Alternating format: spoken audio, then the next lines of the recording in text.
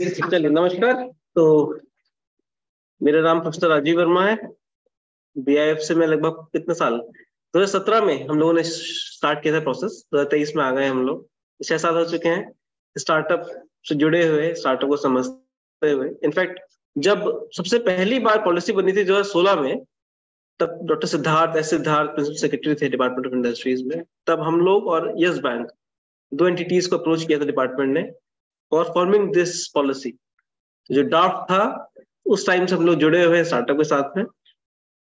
और अब 6 साल के अंदर मैं तो देख ही रहा हूँ कि काफी प्रोग्रेस किया है इकोसिस्टम ने भी, और हम सभी लोगों ने बहुत कुछ सीखा है। It's a learning journey. और वैसे बीइंग ए टीचर तो हमेशा लर्निंग पार्ट ही रहता है, पार्ट ऑफ द प्रोसेस। तो वी आर लर्न लॉट। अभी बहुत कुछ सीखना बाकी है, बट आई थिंक इस स्टेज पे हम लोग आ चुके हैं कि जो कि एक रिस्पेक्टेबल स्टेज है और एक हम लोग कंपेयर करेगा अपने आप को दूसरे स्टेट्स के थ्रू। तो मैं समझता हूँ कि बहुत डिफरेंस नहीं है, only difference lies in the approach. अगर वो धीरे धीरे और स्ट्रेंथन होगी और शार्प हो जाएगी तो there is actually no difference. तो with this let's start today's topic. और आइए कैसे हैं? आज का टॉपिक हमारा how to get profits out of your customers. एक बेसिक टर्मिनोलॉजी हम यूज करते हैं, सीआरएम। कितने लोगों को इसका नाम पता है? बताइए क्या होता है CRM? Customer relationship management, right. क्यों जरूरत है इसकी?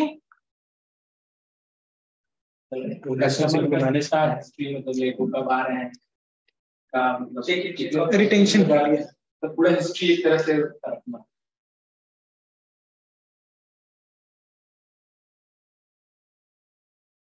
जो टॉपिक है उसका यही, टॉपिक का नाम ये है कि प्रॉफिटेबिलिटी के कैसे डिराइव करें फ्रॉम कस्टमर्स।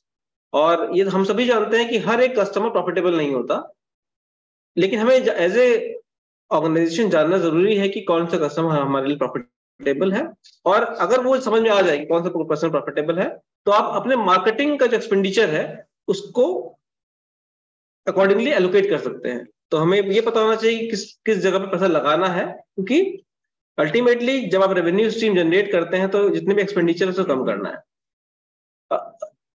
अभी इस टॉपिक को हम एक थ्योरेटिकल पर्सपेक्टिव समझते हैं और उसको कनेक्ट करेंगे अपने बिजनेस के साथ में, तो समझ में आएगा कि हम किस तरह से जो एक्चुअल मार्केटिंग रिसर्च होता है उसे कैसे इस्तेमाल कर सकते हैं। तो ये भले हम लोग निकालना चाह रहे हैं प्रॉफिटेबिलिटी कैसे कस्टमर्स के थ्रू ड्राइव करने, बट इसका जो कोर है वो मार्केटिंग रिसर्च है। आप सभी लोगों ने ये वर्ड सुना होगा, marketing research.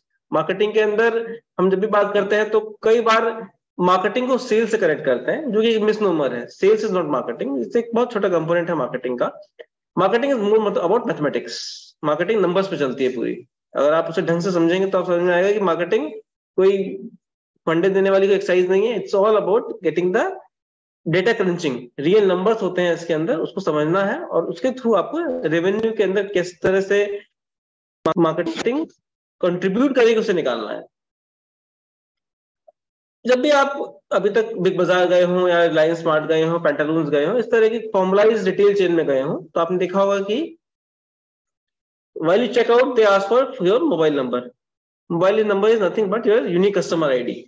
Once you have a unique customer ID, there is a database corresponding to that number. अब वो डेटाबेस कंपनी के पास है, जिसके पास वो सारी इंफॉर्मेशन है कि आपने कब क्या लिया, आपकी फ्रीक्वेंसी ऑफ परचेज क्या थी, आपका बास्केट साइज क्या था, आपने कितनी रेवेन्यू स्ट्रीम जनरेट करी। Because in marketing we not only look for a transactional amount, we look for a term which is called as CLV. CLV stands for customer lifetime value. सीधी सी बात है, customer अपनी जिंदगी में जब तक जुड़ा रहेगा उसी क्या वैल्यू रहेगी। आज की डेट में हो सकता है कोई स्टूडेंट जो पेंटालून जाता हो, उसका जो बास्केट साइज हो वो बहुत सिंपल सा हो, 500,000 रुपए के आसपास खर्च करता है 2 महीने के अंदर। बट अगर वो कस्टमर पिछले 5 साल या 3 साल से इन स्टूडेंट लाइफ पेंटालून से जुड़ा हुआ है, the customer is going to be extremely loyal customer and extremely useful customer for company. क्योंकि उस कंपनी को पता है कि जब इसके पास अर्निंग शुरू होगी, when person will leave his student life and enter into his career, the person is actually going to be a loyal customer, because वो कस्टमर से जुड़ा हुआ है। तो कभी भी हम एक ट्रांजेक्शन नहीं देखते हैं, हम sequence of series of transactions देखते हैं कि भाई क्या ये कस्टमर मेरे लिए प्रॉफिटेबल है या नहीं। और इसीलिए जब भी हमने देखा होगा लॉयल्टी कार्ड का जो कंसेप्ट है वो वहीं से आया है कि भाई कस्टमर बार बार आपके पास आए। बहुत सारी टेक्निक्स होती है कस्टमर के पास लेके आने की, सिर्फ ये नहीं कि एक ट्रांजेक्शन किया और बात वहीं खत्म हो गई। उसको ट्रांजेक्शन को मेंटेन करने के लिए जनरली एक बहुत सारी कंपनीज कार्ड पे इन्वेस्ट करती हैं। कार्ड एक टेंजिबल एक्टिविटी है। अभी हम बात करें रिलेशनशिप की, तो रिलेशनशिप कैसा होता है? इंटेंजिबल होता है। आपस में फैमिली में भी रिलेशनशिप्स होते हैं तो कैसे है? इंटेंजिबल है, दिखते थोड़ी ना है, जब बताया जाएगा तब दिखेगा। तो वही अगर कंपनी को बताना है कि मेरा रिलेशनशिप कैसा है किसी कस्टमर के साथ में, तो वो इंटेंजिबल है, पूरा दिखता नहीं है किसी को। But the moment you have a card with you, तो क्या क्रिएट होती है? एफिनिटी क्रिएट होती है। एफिनिटी क्रिएट होगी तो क्या क्रिएट होगा? उससे एक ओनरशिप आएगी कि हाँ मेरे पास पेंटालून से कार्ड है, मेरे पास वेस्ट साइड कार्ड है, मेरे पास बिग बाजार कार्ड है, मेरे पास क्रॉस बॉर्डर कार्ड है। एक ओनरशिप है कि मैं उसको बिलोंग करता हूँ, उस कम्युनिटी को मैं बिलोंग करता हूँ। उससे क्या हो रहा है? कंपनी के लॉयल कस्टमर्स का बेस स्ट्रांग हो रहा है। और एज ए कंपनी मुझे क्या फायदा हो रहा है? मैं तो invest, although companies are nowadays very smart कि पतंजलि से लेकर वेस्ट साइड तक कंपनी 100 रुपए लेती है कार्ड देने के, बिकॉज उन्हें पता है कि कंपनी को कुछ ऐसी मार्केटिंग स्ट्रेटेजीज निकाल के हम उसको पैसा रिकवर कर लेंगे। But when it all started, it gives they give used to give it free of cost. तो कार्ड एक आपका एक्सपेंडिचर हुआ, बट उस एक्सपेंडिचर के कॉरस्पॉन्डिंग, चाहे 40 रुपए का 50 रुपए कार्ड आता हो, companies try to create stream of revenues. कैसे स्ट्रीम ऑफ रेवेन्यू निकलेगा? जब आप कस्टमर को बार बार अपने पास आने के लिए रिवर्स करेंगे। कैसे? आपने देखा ही होगा कि एक बार आप एक सामान ले लीजिए, उसके बाद आपके पास हर वेंडर से एसएमएस आने शुरू हो जाएंगे कि आज से सबसे सस्ता सामान ये है, स्पेशल डिस्काउंट ये है, and so they invite you for every instances जब आपके पास बिजनेस जनरेट करने की सामर्थ्य है उनके पास। लॉयल्टी कार्ड पे एक्स्ट्रा डिस्काउंट उसके साथ उसका ही पार्ट है, लॉयल्टी कार्ड पे एक्स्ट्रा डिस्काउंट भी उसी का पार्ट है, कस्टमर रिलेशनशिप मेंटेन करने का तरीका है। तो एक चीज एग्जांपल है जिससे हम लोग सभी लोग वाकिफ है। एक एग्जांपल, मैं एक रियल लाइफ एग्जांपल बताता हूँ आपको, और वो एग्जांपल मेरा खुद का एक्सपीरियंस है पिछले 8 महीने का। सत्तू सचिन है, सब जानते हैं। इनका एक आउटलेट है रूबेन में, जहां से इन्होंने सारा बिजनेस शुरू किया। सचिन का जो बिजनेस हुआ था वो रूबेन से शुरू हुआ था। इनका एक प्रोडक्ट आता है ठेकुए का। मेरी जो मदर है उनको अनफॉर्चुनेटली काफी टाइम से पहले बीमार थी, शी इज फ्रॉम हरिद्वार, तो वहां रहती थी, फिर मैं उनको यहाँ लेके आया। और उनका इलाज, उनका न्यूरो का प्रॉब्लम है उनका, तो सॉर्ट ऑफ बेडरिडन है काफी। लेकिन उनको मैं हर महीने में 2 बार मुझे रूबेन लेके जाना होता था। तो जब मैं उनको रूबेन लेके जाता था तो वहां पर उनका जो सचिन का ही सत्तूस वाला आउटलेट है, वहां पर मुझे बोलती थी ठेकुआ ले लो, क्योंकि उन्हें पसंद है यहाँ पे आके, क्योंकि यहाँ का स्पेशलिटी है वो। तो हम लोगों ने घर में क्या किया कि जब भी मेरा मौका लगा मैं वहां गया, वो हम लोग ले लेते थे। तो हर एक, मतलब मान के चलिए कि हर हफ्ते मेरे घर में 1 या 2 पैकेट ठेकुए के आ रहे हैं। ये पिछले 8 महीने से प्रोसेस शुरू हुआ। अब वो प्रोसेस शुरू हुआ, डेली आप हर हफ्ते आप कुछ सामान खरीद रहे हैं, but the point is the moment they go for billing of it, they never ask for your any of your details. आपने सामान लिया, बिकॉज वहां पे उस अप्रोच को नहीं लिया गया कि हमें सीआरएम मेंटेन करना है उससे डब्बे से। मैंने पेमेंट किया, अमाउंट पैकेट ले लिया। अब ये सिलसिला पिछले 8 महीने से चल रहा है, और पिछले 8 महीने के अंदर multiple times, hundreds of packets I have received from them in terms of the packet of thekua. ये इसका मार्केटिंग इंप्लीमेंटेशन क्या है? एज ए मार्केटर आपको क्या समझ में आता है कि देयर इज कस्टमर लॉयल्टी। पहला कंसेप्ट क्या है कि कस्टमर लॉयल्टी का, ठीक है ना। तो पहला एक जो हमने प्रेफरेंस, एक कस्टमर, एक हम लोग टर्म, मैं कुछ टर्म यूज करूंगा जो कि बाद में हम लोग कनेक्ट करेंगे। तो होता है consumer preferences. Consumer preferences may be based on the taste, may be based on the quality. आपकी कस्टमर की चाहत बनी कि हाँ भाई ये चीज हमें पसंद है, that leads to customer loyalty. Now once customer loyalty is being developed, the phenomena that we see is of repeat purchase. ठीक है, कैसे होगा ये सब? लॉयल्टी कैसे बनती है? जब आप रिपीट परचेज करेंगे।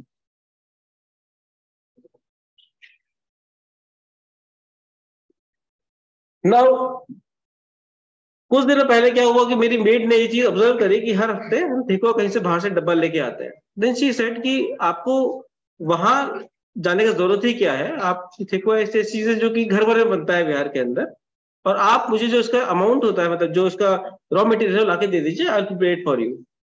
And we had identified that. उसने बताया कि भाई मेरा ये हमें आप यहाँ बनाएंगे घर पे, तो आप घर पे सामने बना के देख लीजिए, हाइजीनिक मैं बनाऊंगी, इसको आप ले सकते हैं यहाँ पे। हमने उसको ऑर्डर दिया and now we switched to her, because क्योंकि उसने घर पे बना दिया। नाउ यहाँ पर क्या हुआ, अगर हम उस प्रोसेस को बाकी चले कंपटीशन, तो मार्केट में कंपटीशन हमेशा रहेगा, and that competition leads to customer crunch. Churn हो गया कस्टमर, तो कस्टमर क्या हो गया, चर्न हो गया।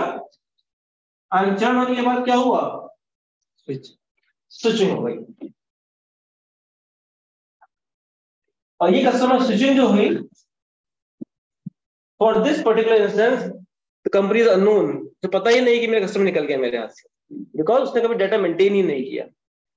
अगर यहाँ पर कहीं पर भी सीआरएम को मेंटेन किया गया होता, then company must be knowing about it कि एक ऐसा कस्टमर जो मेरे पास हर हफ्ते रिपीटेड परचेज फॉर्म में आ रहा था, चाहे मैं यहाँ रूबिन से लेके आऊं, चाहे मैं पंचमुखी हनुमान के पास एक कार्ड लगती है वहां से लेके जाऊं, या whenever I come to this place, मैं यहाँ से भी लेके जाता था, बिकॉज कंजम्पशन नहीं मेरे घर में। लेकिन क्योंकि उस चीज को किसने ट्रैक नहीं किया कि इस चीज की रिक्वायरमेंट है, कस्टमर चर्न कर गया और स्विच कर गया। ये एक ऐसी प्रैक्टिस है, एक ऐसा इंस्टेंस है जो कि जनरली हम सभी लोग फील देखते हैं बिजनेस के अंदर, लेकिन ट्रैक नहीं कर पाते। क्या किस वजह से ट्रैक नहीं कर पाते, इस प्रोसेस बताइए। क्या क्या रीजन है कि कोई कंपनी इसको समझ नहीं पाई कि ऐसा कुछ हुआ है। डेटा मेंटेन नहीं किया। किसी भी इंस्टेंस पर जितनी बार भी आप कंपनी के पास गए, चाहे वो कोई भी आउटलेट हो, कहीं पर भी आपने डेटा को मेंटेन ही नहीं किया, आपने सिर्फ ट्रांजैक्शंस पे ध्यान दिया। आप हर बार शॉप पे गए, सामान खरीदा, आ गए, no data is maintain. Multiple instances में अगर मैं बोलूं तो कुल मिला के 100 से ज्यादा बार उस शॉप पे विजिट किया है सामान को खरीदने के लिए, लेकिन कभी भी आपने डेटा मेंटेन नहीं किया। अगर डेटा मेंटेन किया होता तो company must have understood about this process कि हाँ, एक कस्टमर जो कि मेरे पास बार बार आ रहा था, पिछले 1.5 महीने से 2 महीने से मेरे पास नहीं आया है, तो कस्टमर कहाँ गया। अगर वो डेटा होता तो कम से कम एक रिमाइंडर या एक क्या कुछ उसकी तरफ से कुछ ऐसा SMS या कुछ जरूर आता, लेकिन क्योंकि डेटा है ही नहीं, कस्टमर कंपनी को पता है कि मेरा वो कस्टमर नहीं आ रहा है, लेकिन they haven't done anything. The basis of all our customer relationship management practices is data. अगर हमारे पास डेटा है तो हम बहुत कुछ कर सकते हैं, अगर डेटा है नहीं है तो हम कुछ भी नहीं कर सकते। तो data it means the details of the customer. और आज की डेट में कस्टमर की डिटेल्स देना कोई बहुत बड़ी बात तो है नहीं कि ऐसा चीज की अगर चाहे तो नहीं ले सकते। ओनली थिंग इज हमें थोड़ा अपनी बिजनेस करने की अप्रोच बदलनी पड़ेगी। बिजनेस बदलने की अप्रोच बदलने से कहने से मेरा मतलब है कि जिस तरह से हम बिलिंग करते हैं, जिस तरह से हम कस्टमर रिलेशनशिप मेंटेन करते हैं, इनको थोड़ा बदलना पड़ेगा। और अगर ऐसा किया तो ultimately all the switching will be stopped and that will add to the revenue, because ultimately कोई भी हम मार्केटिंग एक्टिविटी करते हैं उसका एंड रिजल्ट क्या है, रेवेन्यू जनरेशन। अगर रेवेन्यू जनरेशन हो रहा है तो आपकी मार्केटिंग सक्सेसफुल है, अगर रेवेन्यू जनरेशन नहीं हो रहा है तो मार्केटिंग सक्सेसफुल नहीं है। तो ये प्रोसेस जो है कस्टमर रिलेशनशिप मैनेजमेंट का, इसको अगर हमें समझना है तो हमें डेटा को समझना पड़ेगा, और इस डेटा को समझने के लिए हम लोग मूव करेंगे उस बैकग्राउंड पर that helps you to understand what is the data, और उसका पूरा प्रोसेस हम मार्केटिंग में समझते हैं। जो सब्जेक्ट होता है मार्केटिंग रिसर्च। अब आपसे मैं पूछूं कि मार्केटिंग रिसर्च तो दूर की बात है, अभी इस पे हम आते हैं, लेकिन आप लोग मार्केटिंग से क्या समझते हैं, क्योंकि अनलेस मार्केटिंग से आप समझेंगे नहीं तो ये उससे शेयर नहीं करेंगे तो हम आगे नहीं बढ़ पाएंगे। तो मुझे पहले बताइए मार्केटिंग से क्या समझते हैं। प्रोडक्ट या सर्विस के बारे में आप लोगों ने, कितने लोगों ने फॉर्मल MBA या फिर कुछ फॉर्मल मैनेजमेंट का कुछ लिया हुआ है, आपने लिया हुआ है, क्या है आपके पास? BBA किया, वेरी गुड। तो आपको तो पता होगा what is marketing. everything related to the product, like product plan, price, place, promotion, or everything from the beginning to the end. It's all marketing. Backward marketing, forward marketing. जो आपने बताया वो marketing mix है basically. Product, price, place, promotion क्या है, marketing mix है। अगर हम सिर्फ बोले कि प्रोडक्ट, तो प्रोडक्ट की स्टैंडर्ड कोई वैल्यू नहीं है जब तक उसके साथ में प्राइस अटैच नहीं है, जब तक प्लेस का नहीं पता कहाँ पे बिक रहा है, जब तक उसके साथ प्रमोशन एक्टिविटीज ना लिखी जाए, तो it's sum total of all the marketing mix that generates value to the customer. Ultimately क्या करना है, कस्टमर को वैल्यू क्रिएट होनी चाहिए। तो कस्टमर को वैल्यू क्रिएशन के लिए अगर हम कुछ भी एक्टिविटीज करते हैं जो कि मार्केटिंग मिक्स से संबंधित है, मार्केटिंग का पार्ट है। अब ऐसा तो है नहीं कि हम कोई भी सामान बनाते हैं वो हर किसी के लिए बना दिया। आप लोग भी कुछ जो अपने बिजनेस करते हैं उसके अंदर कस्टमर सेगमेंटेशन करते हैं। तो एक चीज जो बिल्कुल बेसिक सी चीज है किसी बिजनेस की, उसको बोला जाता है SCP. SCP stand for segmentation, targeting and positioning. तो पहले आप कस्टमर को सेगमेंट कर लीजिए, उसके बाद अकॉर्डिंगली उसको टारगेट करिए कस्टमर्स को, और फिर अपने सामान को पोजीशन करिए। पोजीशन कहां करेंगे सामान को? कस्टमर के माइंड के अंदर। आज की डेट में अगर आप मान लीजिए आप दूध लेने गए या फिर आप जस्ट बटर लेने जाए, अमूल का बटर लेने गए, नहीं मिला आपको, नेक्स्ट मिला उसने कि सुधा का है, आपने प्रेफर नहीं किया, उसने बोला राज का रखा हुआ है, 2 ब्रांड्स है, आपको जो लेना है ले लीजिए। हो सकता है कोई कस्टमर ऐसा हो जो स्विच कर जाए कि हाँ अमूल का नहीं मिला तो दूसरा ले लेता हूँ। कोई कस्टमर ऐसा हो जो नहीं स्विच करे ना। किसी कस्टमर का दूसरे ब्रांड पे स्विच करना या ना स्विच करना, it all depends on the brand positioning. अगर मेरे दिमाग में ब्रांड पोजीशनिंग अमूल के बटर की बहुत क्लोज है सुधा के बटर से, then I can easily replace that. मुझे पता है कि दोनों को मुझे सिर्फ बटर की फंक्शनल वैल्यू चाहिए, मुझे कोई प्रेफरेंस नहीं है अमूल के टेस्ट के लिए। But if I have a strong preference for the taste of Amul, तो भले ही मुझे सुधा मिल जाए, राज मिल जाए, जब तक मुझे अमूल का बटर नहीं मिलेगा मैं स्विच नहीं लूंगा ही नहीं उसको। So zero switching. So it all depend on the positioning of the product in the mind of consumer. लेकिन वो पोजीशनिंग कैसे होती है? Positioning is a sum total of all the activity that includes segmentation and targeting. Segmentation क्या है? Customer segmentation. It means कोई भी सामान आप ऐसा नहीं है कि किसी भी कस्टमर को बेच दीजिए, you need to identify the right set of customers जहां वो सामान बिकेगा। अब आप लोगों ने खुद भी सुना होगा कि भाई हम जब भी बात करते हैं कस्टमर सेगमेंट करने की, तो दो तीन तरीके हैं कस्टमर सेगमेंटेशन के। अब आ जाइए थोड़ा सा उधर पीछे।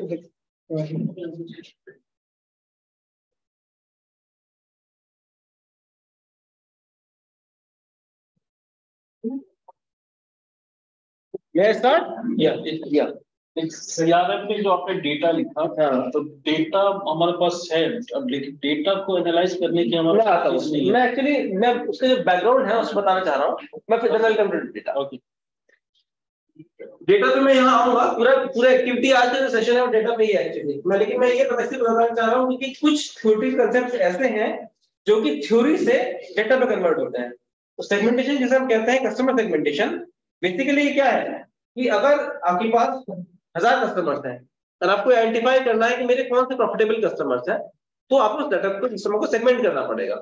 अगर निकालना है कि मेरे 10 प्रॉफिटेबल मोस्ट प्रॉफिटेबल कस्टमर कौन से हैं, तो क्या करना पड़ेगा? डेटा को आइडेंटिफाई अकॉर्डिंगली सॉर्ट करना पड़ेगा।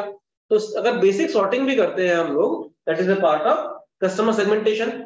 इट मींस आप हेटेरोजेनियस ग्रुप ऑफ डेटा को कन्वर्ट कर रहे हैं होमोजेनियस ग्रुप में। होमोजेनियस ग्रुप मींस को वो ऐसे कस्टमर्स जिनकी कैरेक्टरिस्टिक्स एक दूसरे से मिलती है and they can be connected together in a single group. तो बेसिकली सेगमेंटेशन क्या है? इससे पार्ट ऑफ क्लस्टरिंग, क्लस्टर बनाना, अपने अपने कस्टमर का क्लस्टर बना लेना। और वो क्लस्टर कैसे बन सकता है? चाहे वो डेमोग्राफिक प्रोफाइलिंग के हिसाब से बने, चाहे डेमोग्राफिक थे, चाहे उनकी बिहेवियर प्रोफाइलिंग हो, चाहे साइकोग्राफिक प्रोफाइलिंग हो, उनके लाइफस्टाइल के हिसाब से, उसके हिसाब से आप उनकी क्लस्टर्स बना सकते हैं, होमोजेनियस ग्रुप इंफॉर्मेशन ले सकते हैं उन कस्टमर्स के थ्रू। अब सेगमेंटेशन के बाद दूसरा प्रोसेस है टारगेटिंग का, जो कि हम ब्रांड प्रमोशन के थ्रू करते हैं, ब्रांडिंग बनाने के थ्रू करते हैं, and then positioning in the mind of customers. इस प्रोसेस सपोर्ट करने के लिए we have a full fledged branch of marketing called as marketing research. The marketing research is nothing but a stream of marketing that talks about decision making. तो आपको क्या help कर रही है? डिसीजन मेकिंग के लिए हेल्प कर रही है, क्योंकि आपको क्या आइडेंटिफाई करना है? आपको आइडेंटिफाई करना है ऐसे ग्रुप ऑफ कस्टमर्स को जो आपके लिए प्रॉफिटेबल हो। तो अगर प्रॉफिटेबल ग्रुप ऑफ कस्टमर्स निकाला है, इससे पार्ट ऑफ डिसीजन मेकिंग। तो वो डिसीजन मेकिंग कैसे होगी? With the help of marketing research. अब मार्केटिंग रिसर्च किस तरह से होती है? तो मार्केटिंग रिसर्च दो तरह से की जाती है, एक होता है क्वालिटेटिव, एक होता है क्वांटिटेटिव। नाम से समझ में आ रहा है, quantitative means quantity numbers, qualitative means verbatims quality. जैसे कि आपने ट्विटर पे अपना कोई ट्वीट देखा, मान लीजिए मैकडी है, मैकडी का फॉर एग्जांपल, क्योंकि एग्जांपल से ले लो, कई बार लाइव एग्जांपल हो चुका है ये, कि किसी को कुछ बैड एक्सपीरियंस रहा, चाहे वो इंडिया में हो यूएस में हो, कहीं पर मैकडी में गया कोई पर्सन, उसका एक्सपीरियंस खराब हो, उसने आके ट्वीट कर दिया regarding that is own experience. पता चला अगले दिन सुबह 6 घंटे के अंदर अंदर उस पर 1000 ट्वीट्स आ गए, जिसमें लोगों ने अपने सेंटिमेंट्स देने शुरू कर दिए। Now how this information can be of use to the company, ये मुझे बताइए, आप लोगों ने कुछ किया सोशल मीडिया पे, मुझे बताइए अगर ये इंफॉर्मेशन को मैकडी कैसे इस्तेमाल कर सकती है। अगर किसी ने उस पर्टिकुलर इंसिडेंस के ऊपर अपना व्यूज दिए, 1000 व्यू आ गए कि भाई हाँ खाना खराब था, तो उस इंसिडेंस का कैसे आप कंपनी कॉन्टेक्ट कर सकता हूँ। ठीक है, लेकिन मेरे पास फीडबैक आ रहा है, क्योंकि जो सोशल मीडिया प्लेटफॉर्म है it's a world wide platform. Incidence हुआ बैंगलोर में, पटना में जो बैठा हुआ लड़का है वो उस पर गुस्सा रोष दिखा रहा है। अब ये मेरे किस काम का है या नहीं, तो मुझे तो ये निकालना पड़ेगा ना कि भाई अगर 1000 लोग कुछ बोल रहे हैं उस एक्टिविटी के बारे में, तो उसमें से कितने लोग डायरेक्ट यूजर्स हैं उसके। हो सकता है 10 उस 1000 लोगों के अंदर से 40 लोग ही बैंगलोर से हो, रेस्ट और ऑफसेट बैंगलोर वाले हों, तो वो 40 लोग ही तो मेरे काम के हुए, क्योंकि वो मेरे डायरेक्ट कस्टमर्स हैं। जो बाकी के लोग हैं भले ही वो निगेटिव सेंटिमेंट्स दे रखे हैं, but they are not my direct customers.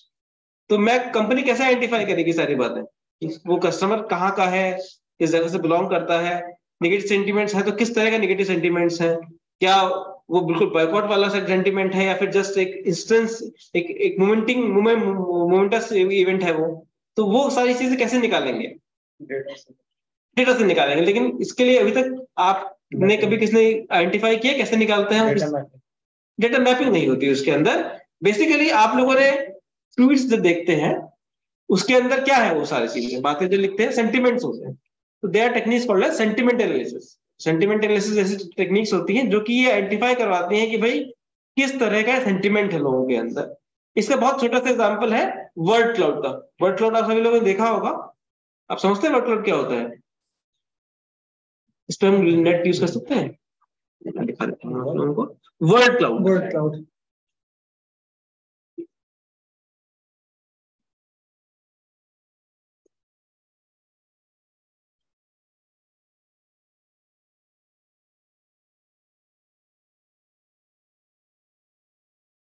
मान लीजिए इनोवेशन ही ले लेते हैं। इस तरह की इमेजेस देखी है आपने बनी हुई? देखिए शायद यहाँ पे भी लगी होंगी ना, कैंपस के अंदर भी लगी हुई है। This is called as word cloud. अब ये जितने भी वर्ड्स हैं ये सेंटिमेंट्स शो कर रहे हैं किसी पर्टिकुलर एक्टिविटी के लिए। जहां पर वर्ड लिखा है innovation, creativity, inspiration, education, creative, digital, science, all these are the word that has been used to showcase a particular activity। ये डिफरेंट डिफरेंट तरीकों से लोगों ने इनोवेशन के बारे में लिखा है। इसके अंदर यूनिक क्या होता है कि जितना बड़ा वो वर्ड लिखा हुआ है उतना बड़ा वो सेंटीमेंट होता है। इस तरह से मैप करते हैं।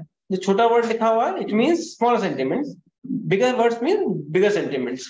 बट वर्ड क्लाउड ये दिखाता है कि किस तरह से लोग उस एक्टिविटी को एसोसिएट कर रहे हैं। मान लीजिए इनोवेशन है तो इनोवेशन को डायरेक्टली एसोसिएट कर रहे हैं लोग बाग बिजनेस से, टेक्नोलॉजी से, कंसेप्ट से, स्मार्ट स्ट्रेटेजी से, क्रिएटिविटी से, इंस्पिरेशन से, इन सब चीजों से वो कनेक्टेड है।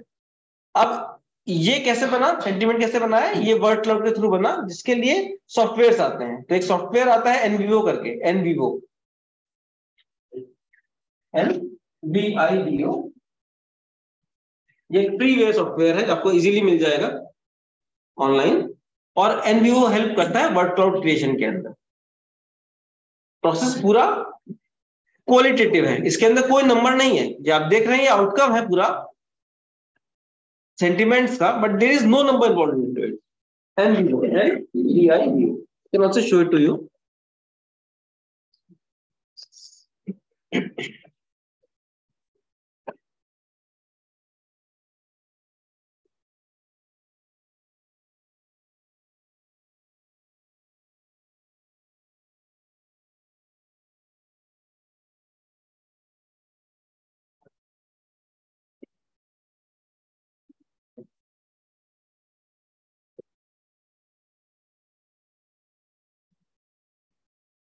It's the unlocked insights with the quality data analysis software, right? So पूरा quality tool है, उसमें कुछ freewares भी मिलते हैं इसके अंदर, which you can purchase and use.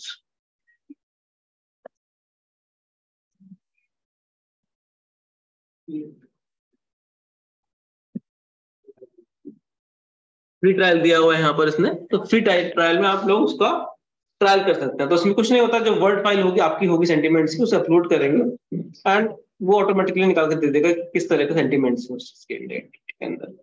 Now ये तो तब है जबकि आपके पास सेंटीमेंट इन हैंड है, लेकिन जनरली ऐसा होता नहीं ना।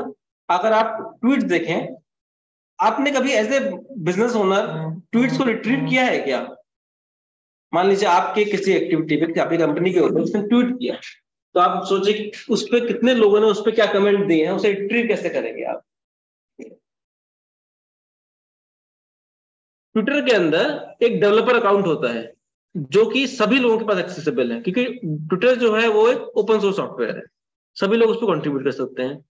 तो जो ट्विटर का डेवलपर अकाउंट है वो हम सभी लोग खोल सकते हैं, और उस डेवलपर अकाउंट को लॉगिन करने के बाद 24 घंटे का टाइम लगता है, वो लोग उसे एनेबल करते हैं, ट्विटर एनेबल करेगा, उसके बाद उसमें से आप ट्वीट रिट्रीव कर सकते हैं। सो ट्विटर के जो ट्वीट्स होते हैं वो रिट्रीव करने के लिए आपने डेवलपर अकाउंट बनाया, और जो भी सेंटिमेंट है उसके डालते हुए, मान लीजिए किसी ने डाला कि भाई McD food problem, and then उस हैशटैग के अगेंस्ट में जितने भी ट्वीट्स किसने किए वो सारे ट्वीट्स आपके पास आ गए। लेकिन ट्वीट्स कैसे होते हैं? क्वालिटेटिव होते हैं, क्वांटिटेटिव होते हैं? क्वालिटेटिव है ना, क्वांटिटेटिव का it's a pure qualitative business. आपने जो लिखा वो तो वर्बेटिम है ना, सेंटिमेंट है। मुझे खाना अच्छा नहीं लगा, मैकडी में हमेशा ऐसा होता है, they provide very poor food. अगर किसी ने ऐसा वर्ड लिखा किसी कंपनी के अगेंस्ट में, तो क्या लिखोगे? तो क्वालिटेटिव इंफॉर्मेशन है। इसके अगेंस्ट में किसने लिखा, no McD is a very good platform, they provide excellent food, it's only one incident that has happened, otherwise it's a good company. It's all, इससे भी सेंटीमेंट है, लेकिन कैसा सेंटीमेंट है? पॉजिटिव सेंटीमेंट है। तो निगेटिव सेंटीमेंट भी होते हैं, पॉजिटिव सेंटीमेंट भी होते हैं, लेकिन सारे सेंटीमेंट कैसे हैं? क्वालिटेटिव इंफॉर्मेशन है। तो क्वालिटेटिव इंफॉर्मेशन को अगर आप खुद से एक्सेस करना चाहते हैं तो उसके डेवलपर अकाउंट बनाना पड़ेगा। अब होता क्या है कि जो बड़ी कंपनीज हैं, मान लीजिए एचयूएल की बात करूं, पीएनजी की बात करूं, या आईटीसी, इस तरह की company, they have their own research team that takes care of it. But in a startup, क्योंकि स्टार्टअप का तो कल्चर है वो इसी तरह से हम लोग डिस्कस करते हैं कि भाई पीओन भी खुद ही है और सीईओ भी खुद ही है। So when we have all the extremities with you, then research, which is the core of any business, it is to be taken care by you only. Because आज की डेट में आप डाटा एनालिस्ट अगर आप business में लेंगे तो आपके 6 लाख पर एनम का तो खर्चा स्ट्रेट फॉरवर्ड है, उससे नीचे आपको मिलेगा ही नहीं अच्छा डाटा एनालिस्ट। तो 6 लाख अगर तो आप खर्च कर सकते हैं, तो आप खर्च करिए, डाटा एनालिस्ट रखिए और उसके थ्रू आप काम करवाइए। लेकिन अगर वो नहीं चाहते हैं तो एटलीस्ट आपको बेसिक जो एनालिसिस का काम है, जो बेसिक एनालिसिस का काम है वो आना चाहिए, जिसमें क्या है, कहाँ पर आप डाटा एनालिस्ट को यूज करते हैं? हमेशा कस्टमर रिलेशनशिप मैनेज करने में, उनका डाटा रिट्रीव करने के लिए, या फिर आपके बिजनेस के बारे में लोगों को क्या सोचना है उसको जानने के लिए, क्योंकि वही आपको मैटर करता है। आपके कस्टमर आपको मैटर करते हैं और कस्टमर की क्या परसेप्शन है वो मैटर करती है। And we all know that the world moves on perception. Simple perception game है सारा, otherwise most of the companies are as equivalent to each other. लेकिन जहां परसेप्शन अच्छी निकल जाती है वो कंपनी बिजनेस चल जाता है, जहां परसेप्शन खराब है बिजनेस बैठ जाता है। परसेप्शन कौन मेंटेन करता है, कैसे मेंटेन करते हैं? It is the communication that we do with the customers. इसीलिए जो अननोन ब्रांड्स होते हैं वो बड़े बड़े ब्रांड एंडोर्समेंट करने के लिए लोगों को ले आएंगे, किसी क्रिकेटर को ले आएंगे, किसी मूवी स्टार को ले आएंगे। क्यों? क्योंकि दिखाना है कि किसको कौन सा एंडोर्स कर रहा है। एक केस हुआ था ना यहाँ पे कुछ टाइम पहले, जब धोनी ने आम्रपाली ग्रुप को एंडोर्स किया था। तो जब केस हुआ तो सुप्रीम कोर्ट ने पूछा था कि आपने धोनी के अगेंस्ट में क्यों केस कर दिया? ये no relationship with Amrapali group, वो तो एंडोर्स कर रहे थे ब्रांड को। देन लोगों ने बोला कि हमने सिर्फ धोनी की शक्ल देख के किया था, we trust him, then we thought कि कंपनी भी अच्छी होगी। तो इट मींस जिसके अगेंस्ट जिसको आप एंडोर्स कर रहे हो तो आदमी उसी को देखता है कि कौन उसको एंडोर्स कर रहा है ब्रांड को। अगर ब्रांड एंडोर्समेंट एक ट्रस्ट वर्दी पर्सन के साथ में हो रहा है तो आप उस ब्रांड पे विश्वास कर लोगे। अब मान लीजिए सचिन जो है वो आते हैं, किसी को पसंद है, किसी को एज ए क्रिकेटर वो आ रहे हैं लिव प्योर के एग्जाम देने के लिए। अब लिव प्योर किसी को भी नहीं पता कि कौन सा ये आरओ है, लोग कैंट को जानते हैं। लेकिन अगर किसी का एंडोर्समेंट ऐसे करने वाला पर्सन है जिसके तो आप ट्रस्ट है आपके अगेंस्ट, आप जाओगे उसे खरीदने के लिए, कि आपको पता है जो उसको बेचने के लिए आया माल को, उस पर आपको विश्वास है। तो इस पूरे प्रोसेस के अंदर जो पूरा मामला है, पूरा गेम है, it's all about perception. Of course the quality is there, जब तक वो नहीं हो तो परसेप्शन में वो काम ही नहीं करेगा। लेकिन अगर क्वालिटी अगर स्टैंडर्ड है, then it all about perception. Perception कैसी चल रही है आपके ब्रांड के बारे में, वो जानने के लिए आपको डेटा समझना पड़ेगा। और डेटा को समझने के लिए पहले हमें वो चीज बेसिक समझनी पड़ेगी, डेटा की डेटा होता किस तरह का है, कि डेटा नंबर से डेटा कहलाते हैं या जो वर्बेटिम्स हैं वो भी डेटा होता है। तो डेटा सिर्फ नंबर्स नहीं होते, वर्बेटिम्स जो क्वालिटेटिव इंफॉर्मेशन है वो भी एक डेटा का पार्ट है। और वो डेटा बहुत इंपॉर्टेंट डेटा होता है, क्योंकि जो जितने भी सोशल मीडिया प्लेटफॉर्म्स हैं वो सिर्फ क्वालिटेटिव इंफॉर्मेशन पे ही चलते हैं। कोई ऐसा क्वालिटेटिव आपने सोशल मीडिया प्लेटफॉर्म तक देखा जहां पर आप नंबर में बात करते हो, नंबर्स में बात करते हो? ऐसा कोई ऐसा प्लेटफॉर्म नहीं है। It's all about the quantity information. हम लिखते हैं गुड बैड, सब सब सारे सेंटिमेंट्स जो है वो वर्बेटिव फॉर्म में चलते हैं। अब क्योंकि सोशल मीडिया एक बहुत बड़ा स्ट्रॉन्ग प्लेटफॉर्म है, तो हम क्वालिटी इंफॉर्मेशन को एक्सेस करें, कैसे करें, ये हमें समझना पड़ेगा। तो उसको समझने के लिए जैसे मैंने बताया कि एक तरीका तो है कि आप वर्ड क्लाउड के थ्रू भी कर सकते हैं, इंफॉर्मेशन ले सकते हैं, लेकिन आपके पास वो फाइल होनी चाहिए जिसको आप अपलोड करेंगे सॉफ्टवेयर के अंदर। और फाइल कैसे बनेगी? It means all the sentiment that you collect from the social media, it has to be taken care by you. एक तरीका तो ये है कि आपने कोई ट्वीट किया, आपने लिंक्डइन में कोई पोस्ट किया, उसके अगेंस्ट से 50 लोगों ने कमेंट किया, आपने 50 लोगों के जो कमेंट है वो कॉपी कर लिए, उसके बाद आपने उसको सोशल मीडिया फाइल में डाल दिया। But it's a very Longi process. अगर आप ऐसे करने लगे हर एक ट्वीट के अगेंस्ट में, तो 10-50 तो चल जाएंगे।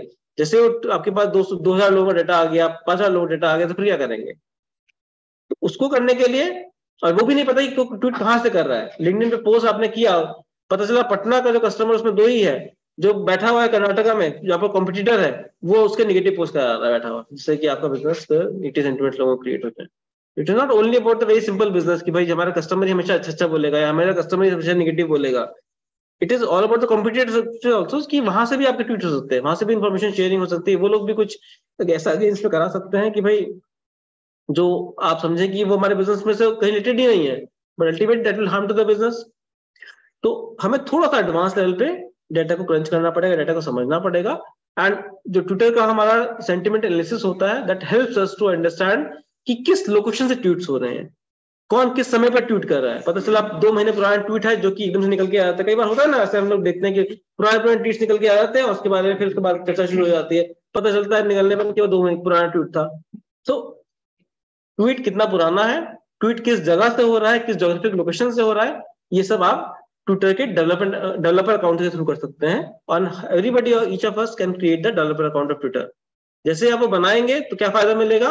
आप जितने भी ट्वीट्स हैं उसको डाउनलोड कर सकते हैं, चाहे वो 1000 हो, चाहे वो 10,000 हो या 1 लाख हो। अब 1 लाख ट्वीट अगर डाउनलोड होती है आपके सिस्टम पर, तो समझिए कितना रिच डेटा है आपके पास। और वो डेटा किस लिए इस्तेमाल हो सकता है? ये समझने के लिए कि लोग क्या सोच रहे हैं आपके बारे में, क्या सोच रहे हैं आपके बिजनेस के बारे में।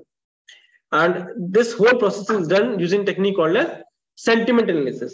सेंटिमेंट एनालिसिस जो है वो ट्विटर की एक बहुत बड़ी चीज एक्टिविटी है। हम लोग जो क्वालिटी इंफॉर्मेशन शेयरिंग करते हैं called as sentiment analysis. Sentiment analysis और सेंटिमेंट एनालिसिस के लिए प्योर सॉफ्टवेयर आते हैं, इसके अंदर आर और पाइथन 2 सॉफ्टवेयर हैं जो कि जनरली यूज होते हैं। आर पाइथन के अंदर क्योंकि वो एक प्रोग्राम बेस्ड सॉफ्टवेयर होते हैं, we don't have to create it, because इतना ज्यादा लोगों ने काम कर लिया है और लोग शेयर करते हैं कि आपके पास बने बनाए सेंटिमेंट एनालिसिस के आर के प्रोग्राम मिल जाएंगे। When you have program ready with you, just feed the data और गेट द रिजल्ट्स। तो इस तरह से आप सेंटिमेंट समझ सकते हैं कस्टमर्स का जो कि सोशल मीडिया पे अवेलेबल है। तो 2 हुए, एक तो है सिंपल एनवीओ के थ्रू, और दूसरा होता है पाइथन और आर के एप्लीकेशन का यूज करते हुए हम सेंटिमेंट एनालिसिस कर सकते हैं। तीसरा हम एक प्रोसेस ये समझते हैं कि मान लीजिए किसी ने कोई केस स्टडी लिखी, तो वो क्या है? वो भी क्वालिटेटिव इंफॉर्मेशन शेयरिंग ही है। इनफैक्ट आप लोगों ने सीआईएमपी से जितनी भी केस स्टडीज लिखी हुई हैं, आपने कभी किसने देखी है? यहाँ से नहीं कभी देखी है? देखिए, केस स्टडीज जो है वो एक बहुत इंपॉर्टेंट एक्टिविटी होती है किसी भी फर्म के लिए। मैं आपको दिखाता हूँ कुछ केस स्टडीज जो कि काफी प्रोफेसर्स ने लिखी है, बड़े बड़े प्रोफेसर्स ने लिखी हुई है, एंड हाउ इट वर्क्स।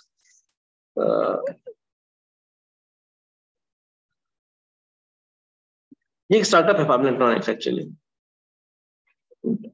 जो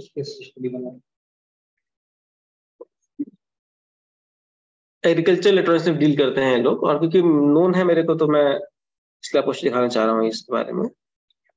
Now look at it, the publication. Here is the case study. It has mentioned over here is the case study.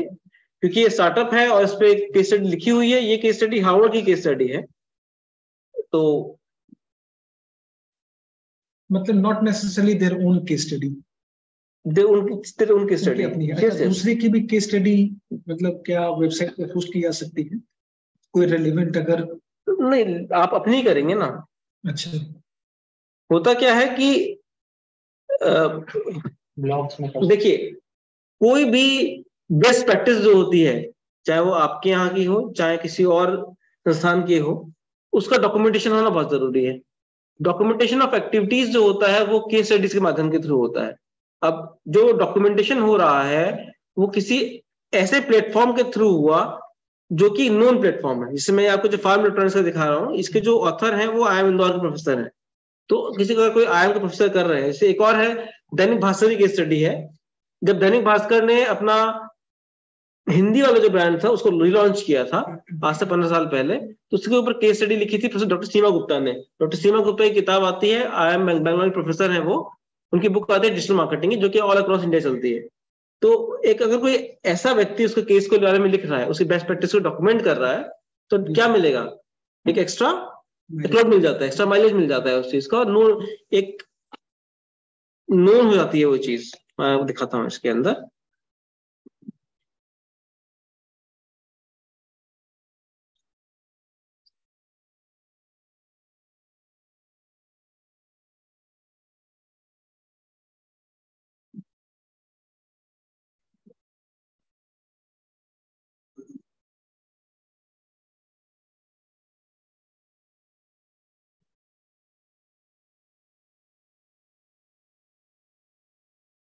Now, this is basically the case study that talks about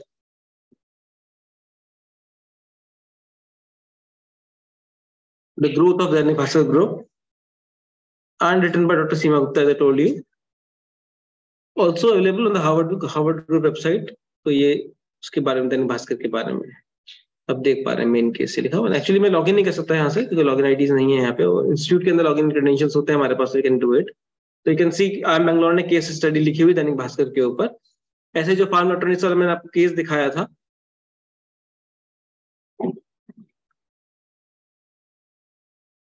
sir ये लिखते हैं या लिखा जाता है? ये कैसे होता है? कोई प्रोफेसर लिखेगा उसको, मतलब जैसे प्रोफेसर ने खुद आउट ऑफ इंटरेस्ट किया होगा रिसर्च करके, या फिर दैनिक भास्कर ने अप्रोच किया होगा उसको, या फिर जनरली फैकल्टी अप्रोच करती है कंपनीज को कि हम इसके ऊपर केस लिखना चाहते हैं. तो ये इससे केस लिखा हुआ है. डॉक्टर आदित्य बिलोरे केस है ये. IIM पब्लिशिंग का हार्वर्ड का केस है ये बना हुआ. ऐसे बहुत सारे हैं. मतलब आप you go to any of the best of the companies. आप मुझे नाम बोलिए. जैसे रेड बस के बाद बोलता हूँ, मैं रेड बस बोलूँ, एक स्टार्टअप है वो भी, रेड बस भी.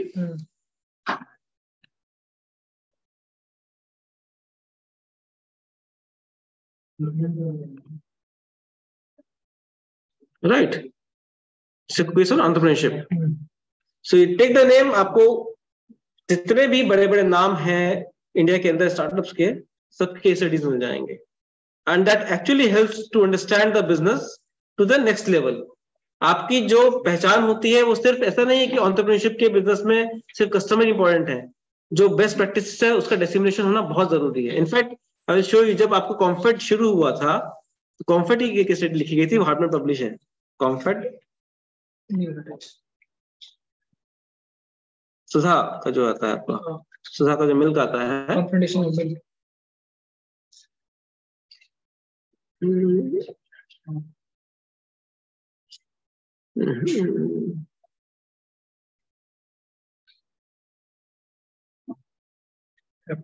नहीं मैं स्पेलिंग चेंज किया. एक्चुअली क्या होता है, कई बार आपको कीमोफ्लेज करना पड़ता है नाम को.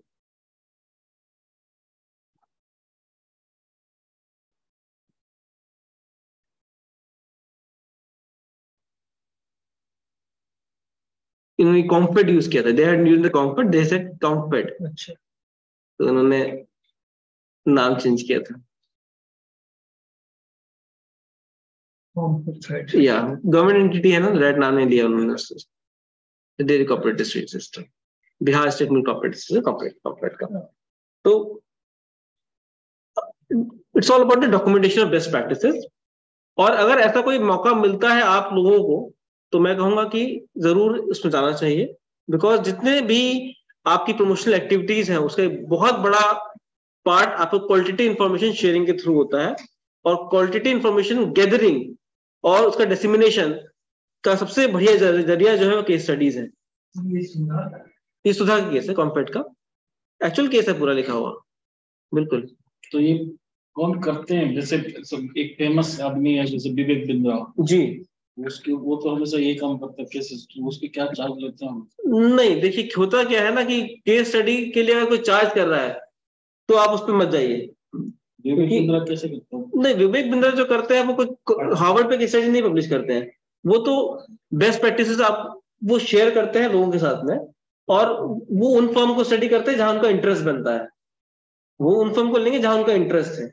लेकिन ये जो बेस्ट प्रैक्टिस की मैं बात कर रहा हूँ, ये वो कंपनीज हैं जो कि बिजनेस को रिवोल्यूशनाइज कर रही है, जो कि एक मैनेजमेंट एजुकेशन के अंदर काम आ रही है for learning of their new generation. उनको नया जनरेशन जो आ रही है वो कैसे सीखेगा।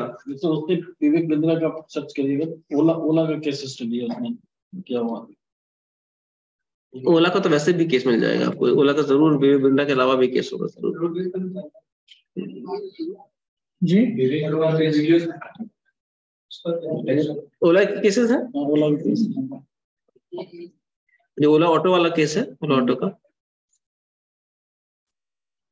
ओला के बहुत सारे केसेस होंगे। मैं तो सिर्फ आपको हार्वर्ड के केसेस दिखा रहा हूँ ना। If I move beyond Harvard then you can get an number of cases, क्योंकि इसके अलावा जो और एवेन्यूज हैं उसके अंदर आपका द केस सेंटर है, जो कि हाँ यूरोप का है, केस सेंटर यूरोप का केस डिपॉजिटरी है। एक इमराल्ड का आता है केस स्टडी, जो कि यूके का बेस्ड है। तो बहुत सारे अलग अलग कंट्रीज के अपने अपने केस स्टडी के रिपोजिटरीज होती हैं। इंडिया का सारे फॉरेन के नहीं, फॉरेन के प्लेटफॉर्म्स हैं, केसेस तो इंडिया के हैं सारे। इंडिया का प्लेटफॉर्म, ये सब्सक्रिप्शन इंडिया का अपना खुद का प्लेटफॉर्म, रिपोजिटरी का इंडिया का प्लेटफॉर्म नहीं है भी तो इसको मतलब वो पहचान नहीं होती ना। और अगर आप जो एक आईवी लीग का जो प्लेटफॉर्म है, अगर हार्वर्ड से केस पब्लिश हुआ है तो उसकी जो डिसेमिनेशन होगा वो बड़ा होगा विजिबिलिटी की जो आप इंडिया के लेवल पे आप करेंगे। तो जनरली सब्सक्रिप्शन बेस्ड, ये सब्सक्रिप्शन बेस्ड है। तो फिर तो क्या एमपी में सब्सक्रिप्शन है इसका हमारे पास, वो तो आपको चाहिए तो मिल जाएगा उसका से। एक मैं दिखाना चाहता था आपको, केस सेंटर है ये यूरोप का है केस सेंटर। अब इसमें जब मैं डालता हूँ इसके अंदर टैक्स मित्रा का, I can show it to you. Tax Mitra को तो आप जानते हो, अतुल का है, यहाँ पे स्टार्टअप है बिहार का, राइट। टैक्स मित्रा से स्टार्टअप है बिहार, ये मेरा ही केस है, मेरा है, नीतीश निगम स्टूडेंट है, अंकित शर्मा है इसके अंदर। 2021 में हमने पब्लिश किया था इस केस को। और ये जो टैक्सेशन का जो बेस स्टार्टअप है, रूरल फाइनेंसिंग के ऊपर जो काम करते हैं, उसके ऊपर केस पब्लिश हुआ था हम लोगों का। तो ऐसे बहुत सारे एवेन्यूज हैं जिसके ऊपर केसेस आप लोग लिखवा सकते हैं, और उसके लिए इंपॉर्टेंट है कि जो आप अपनी बेस्ट प्रैक्टिस है वो शेयर करें, जो भी एकेडमिशियंस इसमें इंटरेस्ट लेते हैं उनके साथ में। तो ये एक अच्छा प्लेटफॉर्म है अपने आप को डिसेमिनेट करने का। जैसे मैं अगर बोलूं तो CIMP की वेबसाइट खोलता हूं मैं, and then I can show it something to you कि हाउ वी हैव पब्लिश्ड। तो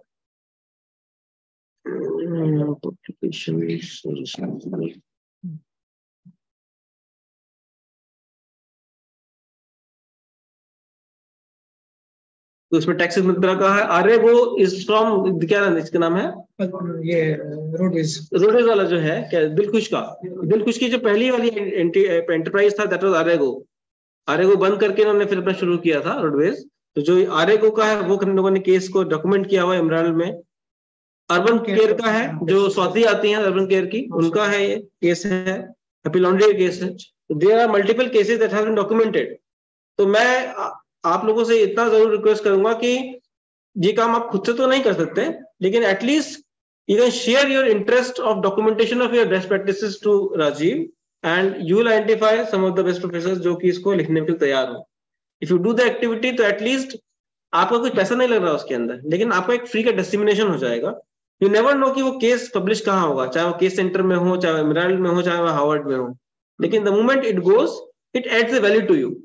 अगर आज की डेट में फार्म इलेक्ट्रॉनिक्स बोलता है कि माय वेबसाइट और the case of the company has been published at Harvard, तो उसका एक वैल्यू होती है। हम देख रहे थे फार्म इलेक्ट्रॉनिक्स वेबसाइट देखी थी, हमने खोली थी, एंड दे शो कि भाई पब्लिकेशन गई है, दैट्स द वेबसाइट। तो अगर हम लिख रहा है तो there is it is value to them.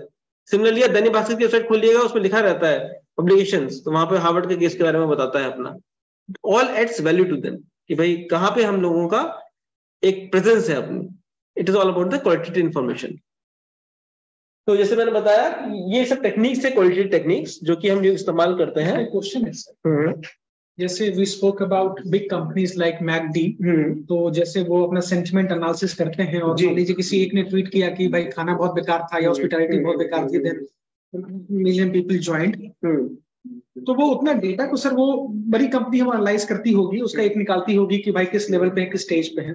जैसे छोटे स्टार्टअप सर इसको किस तरीके से, मतलब बहुत सारे ऐसे स्टार्टअप्स हैं जिनका अपना सोशल मीडिया प्रेजेंस भी नहीं है, तो वो एक करना, फिर उतने कस्टमर्स को एंगेज करना, तो ये बेस्ट ऑफ द बेनिफिट्स कैसे? देखिए ये तो बहुत अच्छी बात है कि अगर आप छोटे ही लेवल पर ही, जिस नेसेंट स्टेज पर है, उस स्टेज पर सीआरएम के बारे में उसको इम्प्लीमेंट करना शुरू कर दें, तो डेटा इतना बड़ा ना हो जाए कि वो संभालने ना मिले। अगर आप बेसिक स्टार्टिंग से ही आज आपके इसमें सीआरएम मेंटेन करते हैं, आप ट्विटर का अकाउंट खोलते हैं, अगले दिन से ट्विटर का डेवलपर अकाउंट खोल लेते हैं, it means you are actually doing it at the best of practices. Because Twitter खोल लिया, उसके 2 महीने बाद, 2 साल बाद आप अगर आप डेवलपर अकाउंट खोलेंगे, उस डेटा को एनालाइज करेंगे, तो वो मुश्किल रहेगा। लेकिन अगर आज की डेट में आपके पास सोशल मीडिया प्रेजेंस नहीं है, आप सोशल मीडिया पे जा रहे हैं और आपने तुरंत साथ के साथ ही अपना डेवलपर अकाउंट भी खोल लिया, it always helps to you कि आप डाटा को साथ के साथ एनालाइज कर पाएंगे। और उसमें बड़ा कंपनी होना, छोटा कंपनी होना की तो बात ही नहीं है। It is all equivalent to all the companies, because जैसे मैंने बोला, बड़ी कंपनीज में के पास क्या लीवरेज होता है कि एक अपना स्टाफ रखा है, टीम रखी है उसने, रिसर्च टीम जो ये काम करेगी। आपको वो पास को अगर उतना सामर्थ्य नहीं है, कितना लिक्विडिटी नहीं है कि आप अपनी टीम रख पाए, आपके पास उस टेक्निक का एक्सेस तो है, आपके पास अपना डेटा खुद का है जो आपको सेंटिमेंट एनालाइज करना है, टेक्निक आपको पता है, आप खुद से उसको यूज कर सकते हैं। क्या जरूरत है कि टीम उसके लिए हायर की जाए? I can say lot of money into it. तो एक सीआरएम को थोड़ा एलाबोरेट करेंगे, क्योंकि वैसे मैं हूँ सीआरएम का पायनियर था मैं, लेकिन मैं कोर टीम में था, एप्लीकेशन साइड में थोड़ा मिसिंग है। तो सीआरएम के क्या क्या मॉड्यूल्स होंगे, क्या क्या पार्ट्स हैं, वो जरा एक्सप्लेन कर दीजिएगा। तो ये तो रहा क्वालिटेटिव इंफॉर्मेशन की बात, जिसमें 3 चीजें आती हैं, सेंटिमेंट एनालिसिस आते हैं, वर्ड क्लाउड्स आते हैं, केस स्टडीज आती हैं, apart from interviews and all which companies do for maintaining the information। अब दूसरा सबसे इंपॉर्टेंट पार्ट है जिसके हम बोलते हैं क्वांटिटेटिव इंफॉर्मेशन का, कि हम उसको कैसे एनालाइज करें। अब क्वांटिटेटिव इंफॉर्मेशन शेयरिंग के लिए बहुत सारे टूल्स एंड टेक्निक्स आते हैं। अगर आप लोगों ने शायद कभी सुना हो, कुछ सॉफ्टवेयर है, मान लीजिए SPSS, सुना है नाम? हाँ, सुना। स्टैटिस्टिकल पैकेज पर सोशल सर्विस बोला जाता है, इसके बाद बोला जाता है। एक होती है स्मार्ट क्लियर, नहीं सुना, ये थोड़ा सा एडवांस वर्जन है उसको। अब ये सारे सॉफ्टवेयर किस लिए इस्तेमाल में आ रहे हैं? क्वांटिटेटिव डेटा इंफॉर्मेशन के लिए, शेयर करने के लिए, उसको समझने के लिए। बेसिक क्वांटिटी का पार्ट क्या है? बेसिक पार्ट है सबसे सिंपल चीज जो है आपका एक्सेल। आधे से ज्यादा काम आपका एक्सेल पे हो जाता है, सबसे अच्छा टूल है ये। बट जो काम एक्सेल पे नहीं हो पाता वहां आप SPSS और स्मार्ट क्लियर यूज करते हैं। अब आपने बोला सीआरएम कैसे करना है, तो कैसे समझाते हैं। सीआरएम आपको क्या इंश्योर कर रहा है कि सीआरएम डेटा रिट्रीव करना, डेटा आपने स्टोर कर लिया सीआरएम यूज करके, आपने बैकएंड बनाया, फ्रंट एंड किया, बैकएंड पे अपने डेटा स्टोर कर लिया, फ्रंट एंड पे आप उसको डेटा को रिट्रीव करेंगे अपने हिसाब से। लेकिन क्या क्या उसके लिए टेक्निक्स होती हैं जिसके थ्रू हम डेटा रिट्रीव कर सकते हैं, वो मैं आपको थोड़ा सा ग्लिम्स दे देता हूं उसका। तो बेसिकली कोई भी बेसिक इंफॉर्मेशन होती है, अगर हमें निकालना है किसी कंपनी के बारे में या किसी से कुछ जानकारी निकालनी है कस्टमर्स के बारे में, मुझे इंफॉर्मेशन निकालनी है कि मेरे कौन से ऐसे कस्टमर्स हैं जिन्होंने सबसे ज्यादा बिजनेस का रेवेन्यू जनरेट किया है मेरे लिए। सिंपल सी एक्टिविटी है, 5-6 मंथ्स के अंदर अगर मुझे निकालना है मेरे किन कस्टमर्स ने हाईएस्ट रेवेन्यू जनरेट किया है, तो कैसे निकालेंगे बताइए? एप्लीकेशन उसके लिए जैसे रिपोर्ट करके एक एप्लीकेशन होती है जी, रिपोर्ट जनरेट जो करेंगे वो कर लेंगे। रिपोर्ट जनरेट आपको दिखना पड़ेगा, हाईएस्ट डालना पड़ेगा अपना कि भाई देखिए जैसे हम लोग जो पहला सीआरएम हम लोग लिखे थे, मतलब वो सीबेल जी, जिसको ओरेकल ने काफी कोशिश करी, फिर उसका उसमें मॉड्यूल होता था। मॉड्यूल जैसे कि रिपोर्ट करके एक मॉड्यूल है, सेल्स करके एक मॉड्यूल है, मार्केट प्लेस करके मॉड्यूल है, कॉल सेंटर करके मॉड्यूल है। ठीक है। तो ये सारी जो चीजें थी वो पार्ट ऑफ सीआरएम था, और पूरे पैकेज को सीआरएम कहते हैं। उसमें मतलब हमें बहुत, जितना नाम मैंने गिना उसके अलावा भी बहुत हजारों एप्लीकेशन लिखे हुए थे। तो एप्लीकेशन डेवलपर जो होता था वो एप्लीकेशन लिखते थे। तो मेरा ये क्वेश्चन था कि सीआरएम में कौन कौन सा मॉड्यूल होगा जिसको हम लोग वो सीआरएम था या ईआरपी था? सीआरएम, सीबेल जो था सीआरएम का किंग था। देखिए हर कंपनी ने लाख कोशिश करी हम लोग को हटाने के, नहीं आ पाया, हमें खरीद ली क्योंकि हमें बर्बाद कर दिया। आप जिस मॉड्यूल की बात कर रहे हो वो ईआरपीज में होता है बेसिकली सारे मॉड्यूल्स ईआरपी के पार्ट होते हैं। देखिए हर कंपनी आज की डेट में सीआरएम अफोर्ड नहीं कर सकती, ऑल्दो जोहो ने वो काम बहुत आसान कर दिया है। जोहो के आने से जो आधा काम आपके ईआरपी मेंटेनेंस का था वो बहुत बहुत इजी हो गया है। बट उसके अलावा जो कंपनीज एक्चुअल सीआरएम इंप्लीमेंट नहीं करना चाहती, इन द सेंस कि भाई उसमें आपका एक एक्सपेंडिचर 50,000 रुपये तो कम से कम पड़ेगा साल भर का, अगर आप कहीं से भी आप लेंगे तो अगर 50,000 रुपये आपको नहीं खर्च करना है तो उसके अलावा भी तो कुछ हो सकता है कि आप खुद से उसमें काम करना शुरू करें। तो खुद से अगर आप वो काम कर रहे हैं तो कैसे करेंगे? कस्टमर की इन्फॉर्मेशन होनी चाहिए आपके पास, कस्टमर की इन्फॉर्मेशन को रिट्रीव करा जाएगा फॉर डिफरेंट पर्पसेस। जैसे मैंने बताया कि भाई अगर आपको ये जानना है कि कस्टमर्स का मेरे सेल्स की क्या फोरकास्ट रहेगी आने वाले समय में, तो फोरकास्टिंग के लिए एक सिंपल सी टेक्निक होती है रिग्रेशन। हम कहते हैं ना कि भाई कल का क्या टेम्परेचर रहेगा या बारिश की क्या फोरकास्ट रहेगी, बारिश होगी या नहीं होगी। तो it is all about forecasting. अगर हम कंपनीज क्या करती हैं, सेल्स को फोरकास्ट करती हैं, क्यों? क्योंकि जो फैक्टर्स ऑफ प्रोडक्शन है हमारे उसको ढंग से लोकेट कर पाए कि भाई कितना हमें माल बनाना है आने टाइम में कि सेल्स की फोरकास्टिंग करने के लिए, जिससे कि आपकी इन्वेंटरी जमा ना हो। जो फोरकास्टिंग है उसके लिए एक प्रॉपर टेक्निक है, रिग्रेशन टेक्निक, जो हेल्प करता है आपको मॉडलिंग के लिए। अल्टीमेटली आपको क्या करना है, मॉडल बनाना है। तो ये मॉडलिंग टेक्निक्स होती हैं बहुत सारी जो कि हम क्वांटिटेटिव इंफॉर्मेशन के अंदर यूज करते हैं, जिसके अंदर एक पॉइंट है आपकी रिग्रेशन। जैसे मैंने बताया दूसरी टेक्निक आपकी आती है क्लस्टरिंग। क्लस्टरिंग क्या करती है, सेगमेंटेशन बनाती है। सेगमेंट्स, कस्टमर के सेगमेंट्स बनाने हैं आपको, तो उसके लिए टेक्निक है क्लस्टरिंग, क्लस्टर एनालिसिस बोलते हैं उसको। एक तीसरी टेक्निक है, मान लीजिए आपको कोई नया प्रोडक्ट बनाना है। अब कोई भी आप नया प्रोडक्ट बनाते हैं तो एक प्रोसेस के थ्रू गुजरते हैं। आप लोगों ने एनपीडी पढ़ा हुआ है यहाँ पे, पता किसने बताया है? न्यू प्रोडक्ट डेवलपमेंट का प्रोसेस जो होता है, न्यू प्रोडक्ट डेवलपमेंट, एनपीडी। आप लोग तो दिन रात यही करते हैं भाई, एनपीडी। कोई भी आप नया प्रोडक्ट बना रहे हैं, न्यू प्रोडक्ट डेवलपमेंट, उसका प्रोसेस क्या रहेगा? आइडिया जनरेशन होगा, पहला स्टेप है आइडिया जनरेशन। फिर उसके बाद आइडिया स्क्रीनिंग होगी उसके बाद कंसेप्ट डेवलपमेंट होगा, उसके बाद कंसेप्ट की टेस्टिंग होगी, उसका फिर बिजनेस प्लान बनेगा, उसके बाद उसका प्रोडक्ट डेवलपमेंट होगा, फिर प्रोडक्ट की टेस्टिंग होगी, उसके बाद कमर्शियलाइजेशन होगा and then do the business. इतने प्रोसेस के थ्रू कोई भी चीज गुजरती है, चाहे वो सर्विस की हो या फिर वो आपका गुड्स की हो। लेकिन पहला इंपॉर्टेंट चीज क्या है उसके अंदर? कंसेप्ट का बनाना। Unless we have the concept we can not draw the product. या समझते हैं सारी बात? मान लीजिए कोई ऑटोमोबाइल कंपनी है, जब तक उसके पास एक कंसेप्ट, आपने देखा ना जैसे ऑटो एक्सपो वगैरह में होता है, कंसेप्ट व्हीकल लेके आते हैं, तो कंसेप्ट व्हीकल पहले लेके आया, उसको शोकेस किया, उसके बाद 3 साल बाद 2 साल के अंदर प्रोडक्ट डेवलपमेंट हुआ and then finally launch the product हो जाता है। तो कंसेप्ट डेवलपमेंट वो स्टेज होती है जिसमें कस्टमर का फीडबैक, कस्टमर के इनपुट्स दिए जाते हैं कुछ चीज को बनाने के लिए, एंड देन कितने एक्सटेंट तक कंसेप्ट जो है वो फाइनल प्रोडक्ट के अंदर आता है, वो उस कंपनी की एफिशिएंसी शो करता है। जैसा कंसेप्ट बोला वैसे वैसे लेके आया, कुछ चेंजेस किए उसके अंदर। अब ये लगने के तो एक सिंपल सी एक R&D एक्टिविटी है, but it has lots of marketing. It is actually all about the marketing inputs.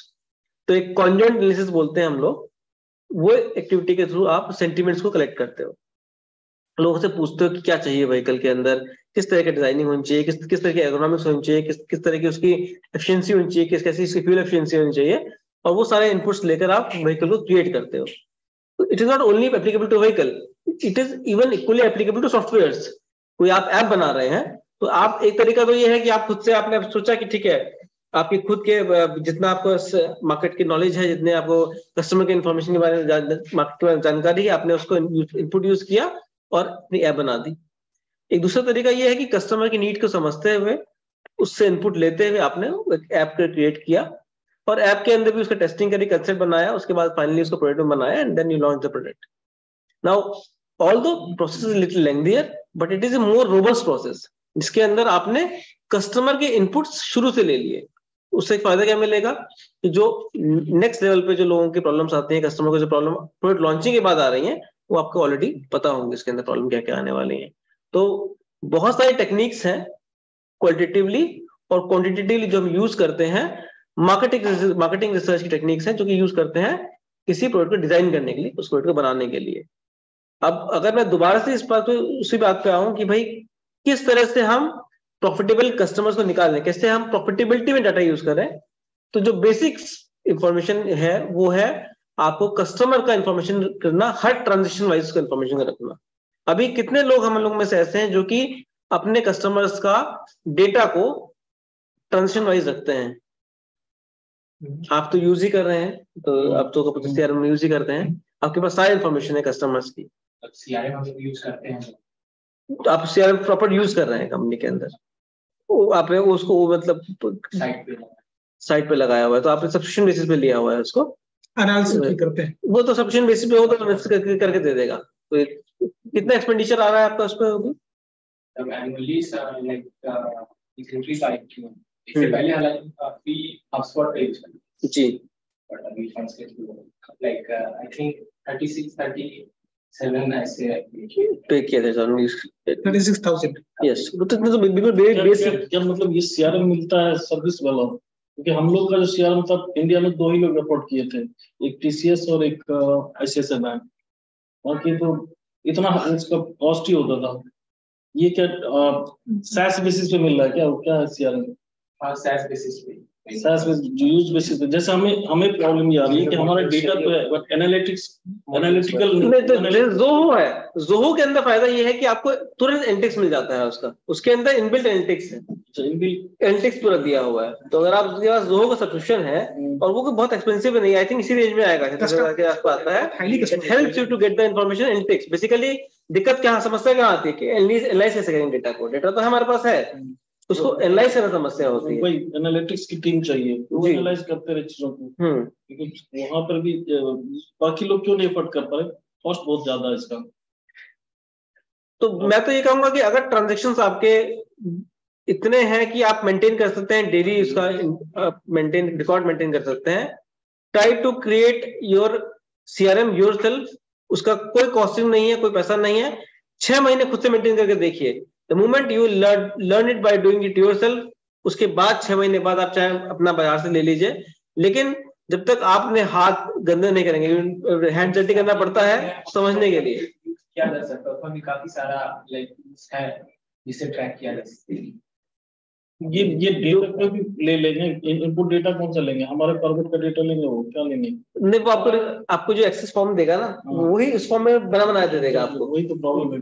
Data तो हमारा अपने फॉर्मेट में हम अपने हिसाब से बना के रखा हुआ, उस डेटा को नहीं जो रखा हुआ है वो नहीं, जो लेंगे नया डे 0 ये होगा. हमारा डेटा तो खुद जनरेट हो रहा है. जोहो कर सकता है ऐसा, जोहो में आप कस्टमाइज कर सकते हैं.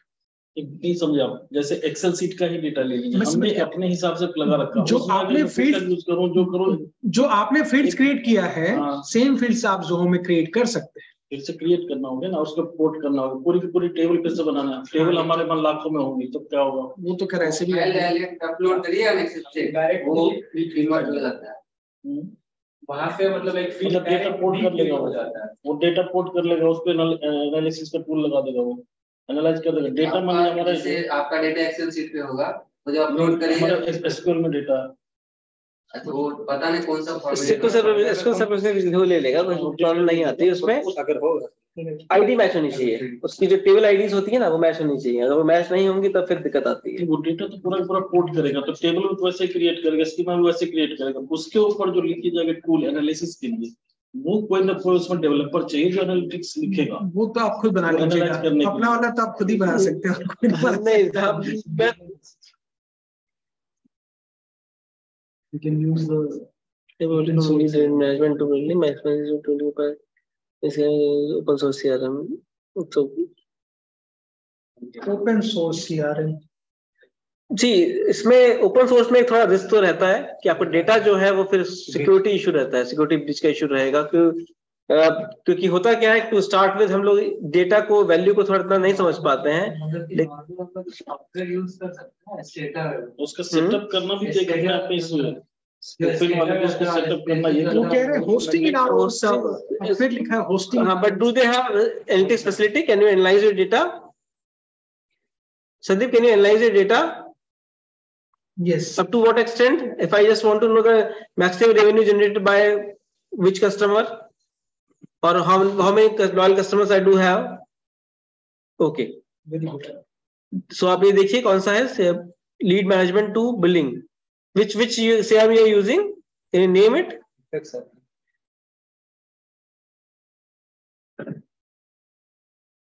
Prefix. तो प्रीफिक्स का है इनका, तो प्रीफिक्स अगर आपको लगता है कि ये काम का है तो आप यूज कर लीजिए इसको। इसका ये कैसे डिसाइड करेंगे बड़े काम में, बड़े काम में नहीं तो जो सस्ता मिले ले लो। नहीं, होता नहीं है कि आपकी रिक्वायरमेंट क्या है, पहले रिक्वायरमेंट देखिए, पहले अपनी रिक्वायरमेंट देख लीजिए क्या है।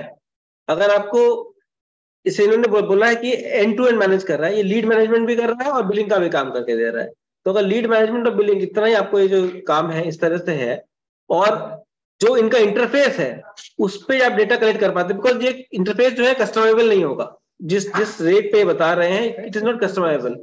लेकिन ये है कि इंटरफेस इस तरह से बनाते हैं कि बहुत ज्यादा कस्टमाइजेशन की जरूरत भी नहीं पड़ती है एक्सपीरियंस के अंदर, तो बहुत ज्यादा अगर जरूरत नहीं है कस्टमाइजेशन की तो you can use it. The only thing is कि भाई आपका जो डेटा पुराना हो गया है, जो नहीं चला है अभी तक, वो आपका डेटा नहीं जाएगा इसके ऊपर, लेकिन अब नया डेटा जितना भी है उस इंटरफेस जा सकता है। तो ये जिसे प्रीफिक्स का बता रहे हैं यहाँ पर, तो प्रीफिक्स आप कर सकते हैं। जोहो के पास भी अपना सीआरएम है, वो भी यूज कर सकते हैं। Zoho is also very good.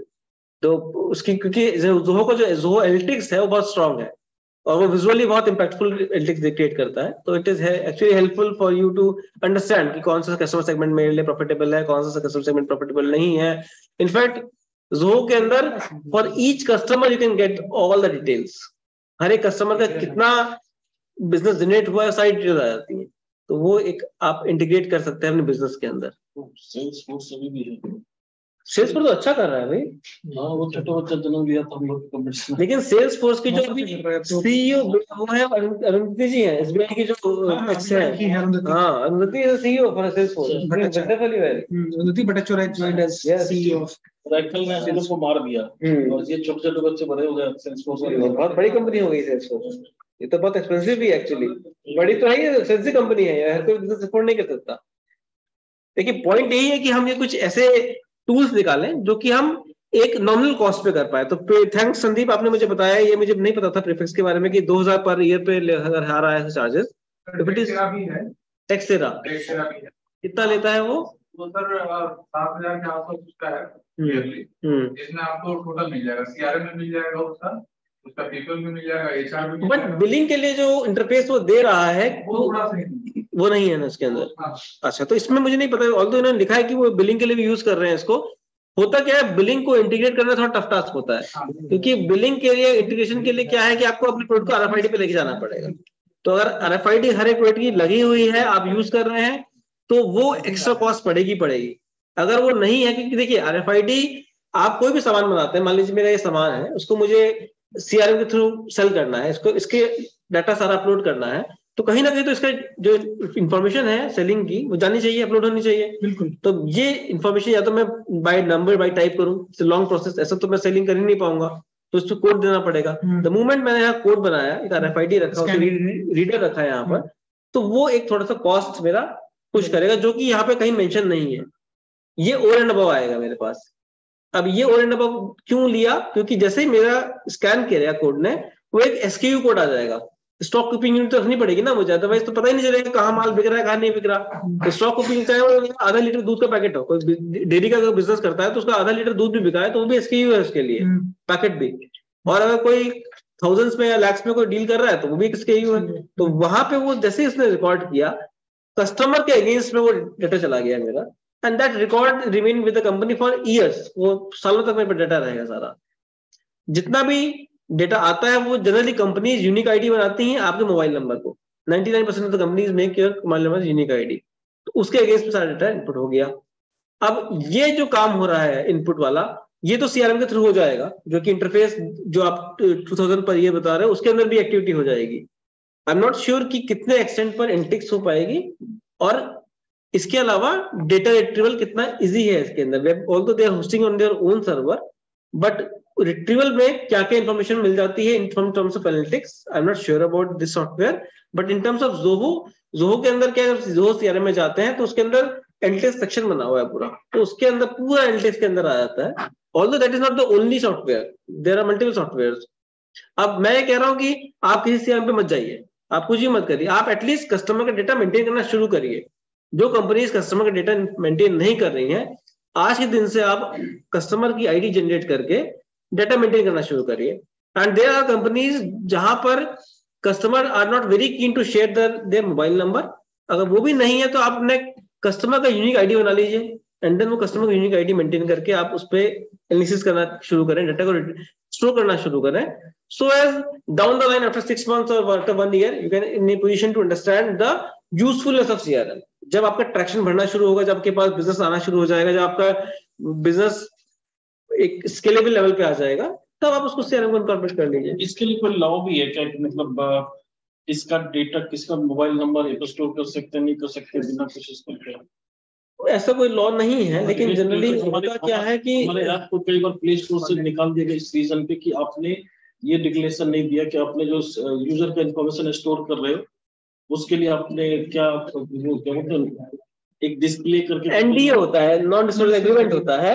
NDA actually sign कराना पड़ता है, लेकिन आज तक हम तो कभी साइन किया नहीं एनडीए। कौन से दुकानदार ने आपसे एनडीए साइन कराया कि आपका जो डेटा, आपका मोबाइल नंबर शेयर नहीं करेगा? और अगर हम बात करें बड़े बड़े सर्वर्स की, कंपनी की लाइक जोमेटो, डेटा लीक होते हैं, खूब डेटा लीक होता है, खूब अभी जैसे हमने एक गपशप का सर्वर SMS सर्वर यूज किया, तो उसने हमारे से बहुत सारे फॉर्म मंगवाया, उसमें ये सारे डेटा का स्ट्रक्चर मंगवाया कि आपने डेटा कैसे स्टोर करो, डेटा इंफॉर्मेशन जिसका स्टोर करो उसको बदले में क्या दिखा रहे हैं आप कि मैं आपका डेटा स्टोर करूं, इस तरह का चीज स्क्रीन दिखा रहा है या नहीं, ये नहीं दिखा रहा, तो फिर हमें SMS सर्वर देना पड़ेगा, SMS उसने ये देना पड़ेगा, सर्विस नहीं दे रहा। तो ये सारी चीजें तो लीगली ये 2018-19 में सब लाया, पहले तो हमारा चल रहा था, उसके बाद जब ये सब किया तब इन्होंने ये सब लॉ बना दिया। तो उन्होंने क्या मांगा आपसे कि एनडीए तो हमसे ये मांगा डेटा का स्ट्रक्चर कि आप डेटा जैसे स्टोर कर रहे हैं तो ये कौन कौन सा डेटा स्टोर कर रहे हैं, और वो डेटा स्टोर कर रहे हैं तो उसके लिए आप डिस्प्ले क्या कर रहे हैं कि हम उसका कोई ये वार्निंग दे रहे हैं या कुछ इंफॉर्मेशन दे रहे हैं। इसीलिए आपने देखा होगा एक्चुअली इसी क्वेश्चन का सोल्यूशन क्या होता है कि जब आप बिग बाजार जाते हैं ना, तो आपसे डेटा जब मांगता है पहली बार में, आपका फोन नंबर वो आपसे लिखवाता है, आपको एक फॉर्म देता है, वो उसका एक्सपेंडिचर है एक्चुअली, उसको आपने लिखवाएगा, नाम बताइए, अपना नाम लिखिए, मोबाइल नंबर लिख दीजिए, नीचे साइन कर दीजिए। आपने कभी साइन किया डॉक्यूमेंट कभी भी किसी के भी नंबर देने से पहले, जहाँ पे लॉयल्टी कार्ड मिलते हैं, हमेशा डेटा साइन लेता है वो। हम हमसे बहुत फर्मली नहीं लेते, लेकिन internally they maintain their record. बहुत जगह ऐसी तरीका है, जैसे केएफसी वगैरह हम सीधे नंबर पूछते हैं, आप नंबर बताते हैं और कर देते हैं, मैकडी वगैरह हम सीधे नंबर पूछते हैं, बहुत जगह नहीं करते, बहुत जगह करते हैं। तो जहां पे कर रहे हैं तो वो आपको उस चीज को सिक्योर कर रहे हैं कि आपका डेटा जो है वो एक सिक्योर फॉर्म में आपसे कंसेंट ले रहा है, बेसिकली वो छोटा सा कंसेंट जरूर लिखा हुआ उसके अंदर। बिलिंग के टाइम में लेते हैं, फर्स्ट टाइम जब डेटा लेगा आपसे लेगा, उसके अंदर एक हार्ड कॉपी होगी, जब साइन करेंगे नीचे कंसेंट होगा लिखा हुआ कि आपसे कंसेंट ले रहा है। अगर वहां पे जवाब देना हो तो एटलीस्ट वो जवाब दे पाएगा। तो गूगल वाला प्ले स्टोर पे ये सब रिस्ट्रिक्शन डाला हुआ है, वो ये सब लॉजिक देखेगा, इस लॉजिक देखने के बाद उसको रिजेक्ट कर देता कि आपने ये डिक्लेरेशन नहीं दिया इसलिए ये आपका ऐप रिजेक्ट हो गया।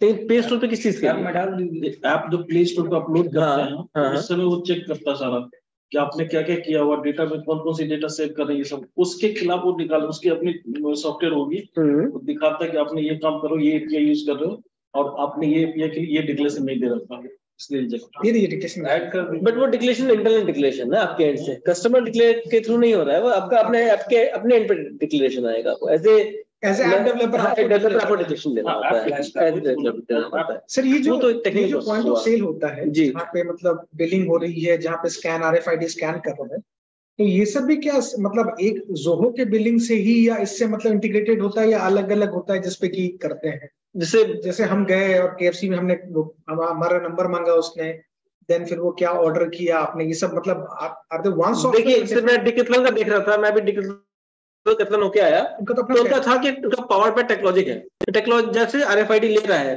तो उनका जो आरएफआईडी जनरेट हो रहा है वो भी टेक्नोलॉजी के थ्रू हो रहा है, तो एक सिंगल प्लेटफॉर्म लिया हुआ है। Now the big companies can plan it very well कि भाई हमें शुरू से सीआरएम मेंटेन करना है, तो आप एक प्लेटफॉर्म लेके चलिए जहां से आपका डेटा इनपुट और डेटा आउटपुट सिंगल प्लेटफॉर्म पे चलेगा। लेकिन जो छोटी कंपनीज होती हैं, जो स्टार्टअप्स हैं, वहां पर थोड़ा सा कॉस्ट को मेंटेन करने के लिए, जैसे कि आप ये बता रहे हैं कि 2000 रुपए में आप सर्विस ले रहे हो, तो वहां पे वो कंपनी अगर जाएगी अपना इनपुट डिवाइस भी उसी कंपनी का लेने के लिए, तो एक्सपेंडिचर बहुत बढ़ जाता है। जनरली क्या करते हैं कि आपने अपना आइडेंटिफायर बनाया, आपने खुद की अपनी आरएफआईडी जनरेट करी और हर एक एसक्यू की अपने आइडेंटिफाई करके अपने आरएफआईडी कोड दे दिया। अगर आपकी एसक्यूज 20-50 के आसपास है तो इजीली आप मेंटेन कर सकते हैं। मान लीजिए एचयूएल है, अब उसके जो टोटल नंबर ऑफ एसक्यूज है वो 98,000 है। अब 1 लाख एसक्यू किसी कंपनी की होगी, आप नहीं मेंटेन कर सकते खुद से, आपको एक कंपनी चाहिए जो उसको मैनेज करे, तो वो देयर यू रिक्वायर। सर्विसेज में तो आप कर लेंगे इस पे, लेकिन फिर वही प्रोडक्ट में एसक्यूज बढ़ जाएंगे तो फिर वो नहीं हो पाएगा वो। तो अगर आप शुरू से कोई 50-100 तक भी है तो आप एसक्यू मेंटेन कर सकते हैं, तो अपना एसक्यू मेंटेन करके and then you do it. अब एसक्यू कैसे मेंटेन करते हैं, क्योंकि हर एक का कोड अलग आएगा, जो माल आप बेचेंगे उसका एक अलग कोड बनेगा, और वो कोड कैसे रहेगा, वो यूनिक तो होगा ही होगा, बट उसके अंदर कॉमनैलिटी होगी उस टाइप ऑफ एसक्यू के थ्रू। मतलब कि ये एक पेन अलग है, इसका ये कोड अलग आएगा, बट क्योंकि वो पेन है तो उसके कुछ कोड वैल्यूज इससे मैच करेंगे, क्योंकि दोनों ही पेन है, राइट। तो कोडिंग इस तरह से की जाएगी कि भाई ये यूनिक भी हो और सिमिलरिटी एक्सटेंड भी हो इसके अंदर, लेकिन इनके कोड इससे कभी मैच नहीं करेगा, राइट। तो वो अगर कोडिंग इतना एक्सटेंड में आप खुद कर सकते हैं तो आप खुद करिए, नहीं अदरवाइज आप you can take help from other companies जो आपको इनपुट कोड दे दे। बेसिकली अगर आप टाइप करके रखें, मान लीजिए मैंने दूध का पैकेट बेचा, मैं लिखूं कि भाई राजीव वर्मा 500 लीटर पर 500 grams of milk, 500 ml of milk, और उसमें मैंने लिखा कि भाई ये फला फला डेट को मैंने बेचा। अब मैं ये राजीव वर्मा के अगेंस्ट में अगर हर महीने के दूध की एंट्री करूं तो मेरा डाटा बहुत ज्यादा क्रिएट हो जाएगा, क्योंकि एक कस्टमर की एंट्री हो रही है। ऐसे मेरे पास 500 कस्टमर है, मैं दिन में नहीं बैठा रहूंगा सिस्टम पे। तो उसका तरीका क्या होगा, कोड जनरेटर लगाइए, आरएफआईडी से लिखिए, इनपुट आ गया, जैसे मेरा नाम के अगेंस्ट में वो एंट्री हुई, सारी बैक एंट्री आ गई, सारी पुरानी एंट्री भी आ गई, और नई एंट्री को टाइप करने में मुझे सेकंड्स लगे, बहुत कम टाइम में इनपुट आ गया। बेसिकली क्या करना है, हमें इनपुट ढंग से लेना है जिसको हम एनालाइज कर सकें। तो अगर बिलिंग को इंटीग्रेट कर सकते हैं, बिलिंग इंटीग्रेट होता ही है, मतलब आपके अगेंस्ट में कितना पेमेंट आया, कौन सा सामान खरीदा, वो सब सारा बिलिंग इंटीग्रेट होगा ही होगा। शुरुआत ही बिलिंग से होगी एक्चुअली, बिलिंग पूरा। आप जो कह रहे हैं ये कह रहे हैं कि मतलब एक आइटम कोड हुआ जी, और एक आइटम से जैसे ये कितने सारे उसके एक आइटम में जब ये पेन ही है तो 1000 पेन है, तो 1000 के अलग अलग यूनिक कोड। बिल्कुल वो तो बहुत वेस्ट ऑफ डेटा होगा, बहुत ज्यादा ये डेटा हो जाएगा, बहुत ज्यादा डेटा हो जाएगा। बिल्कुल हाँ, नंबर ऑफ प्रोडक्ट्स ही अगर 1000 है वो, और प्रोडक्ट्स में कितने सारे प्रोडक्ट अब बेचे होंगे। प्रोडक्ट वेरिएशन पे एक्चुअली होता क्या है, इसको क्यों करना पड़ता है, बैच नंबर निकालने के लिए, किस बैच का है। अगर मान लीजिए कोई अपना डील कर रहा है यहाँ पर ऑर्गेनिक फूड के ऊपर, अब ऑर्गेनिक फूड की इंडस्ट्री ऐसी है जिसके अंदर मान लीजिए कंप्लेंट आया किसी बैच में, अब मेरे को बताया गया कि भाई इस फला फला बैच में कंप्लेंट आया हुआ है, आपने बैच नंबर दे दिया। नाउ मेरे पास इंफॉर्मेशन क्या है, मेरे पास बैच नंबर इंफॉर्मेशन तो आ गई, लेकिन वो बैच नंबर किस आरएफआईडी के अगेंस्ट में तो वो मिलेगा नहीं मुझे, तो ये सारी इंफॉर्मेशन उस कोड के अंदर जानी चाहिए कि वो किस बैच नंबर का काम था। So I don't have to create a unique different batch number and different RFID code. RFID code से पता चल जाएगा किस बैच में माल था वो। मतलब इन सम प्रोडक्ट इवन नंबर में भी बहुत सारी चीजें, जैसे आप सीमेंट का ले लो जी, सीमेंट में क्या होता है, वीक नंबर लिखते हैं, डेट लिखते हैं, उस वीक को उस डेट को मिलियंस ऑफ प्रोडक्ट बने होंगे उस कंपनी के। आप सीमेंट की बात करें, कोल्ड ड्रिंक में जो है सो एग्जैक्ट बॉटल्स निकाल लेते हैं, एकदम एग्जैक्ट बॉटल से ये जो है सो निकला है, वो तो कितना छोटा प्रोडक्ट है, लेकिन बैच वो तो दूसरी वो तो बार कोड और ये सब से होगा, उसका कुछ यूनिक आईडी बनाना पड़ेगा। वही हम बात कर रहे हैं, वही यूनिक आईडी की बात कर रहा हूँ कि जो आरएफआईडी मैं बता रहा हूँ वो यूनिक आईडी के फॉर्म में रहेगी। मतलब कि मान लीजिए आरएफआईडी कोड दिया हुआ है BS749, अब BS stands for the pen, जो स्टेशनरी प्रोडक्ट है, 749 इज यूनिक नंबर। अब हो सकता है 749 की जगह 750 आ जाए, लेकिन वो आरएफआईडी पकड़ेगा उसको BS से, ये BS सीरीज का है, उसके अंदर क्या क्या प्रोडक्ट आ रहे हैं वो अंदर आ गए। नाउ 749 और 755 are two different products which may be separated by, उसका पहला यूनिक नंबर हो सकता है, दूसरा यूनिक नंबर हो सकता है जो कलर को शो करे, दूसरा नंबर उसके बैच को शो करे, थर्ड नंबर उसको ये उसका वीक ऑफ प्रोडक्शन का शो करे। इस तरह के तो वही वाली बात होगी, जो मतलब अगर 2000 रुपए के नोट का यूनिकनेस करना, तो फिर 10 पैसे के नोट का अगर ये काम कर दे वो वर्दी नहीं होगा। लेकिन डिपेंड करना तो पड़ेगा, डिपेंड करता प्रोडक्ट टू प्रोडक्ट। अगर 2000 के नोट में इतने सारे चीज करेंगे तो वर्दी होगा। अब 10 पैसे के नोट में भी वही सेम चीज करें तो 10 पैसे से 10 पैसा तो आज है ना, लेकिन आप ये थोड़ी सोचते हो कि 10 पैसा ही कंटिन्यू करेंगे। 10 पैसे कोई भी हम बिजनेस करते हैं, हम ये सोच करते हैं, हाँ, वो वर्थ नहीं होगा बहुत सारी चीजों में।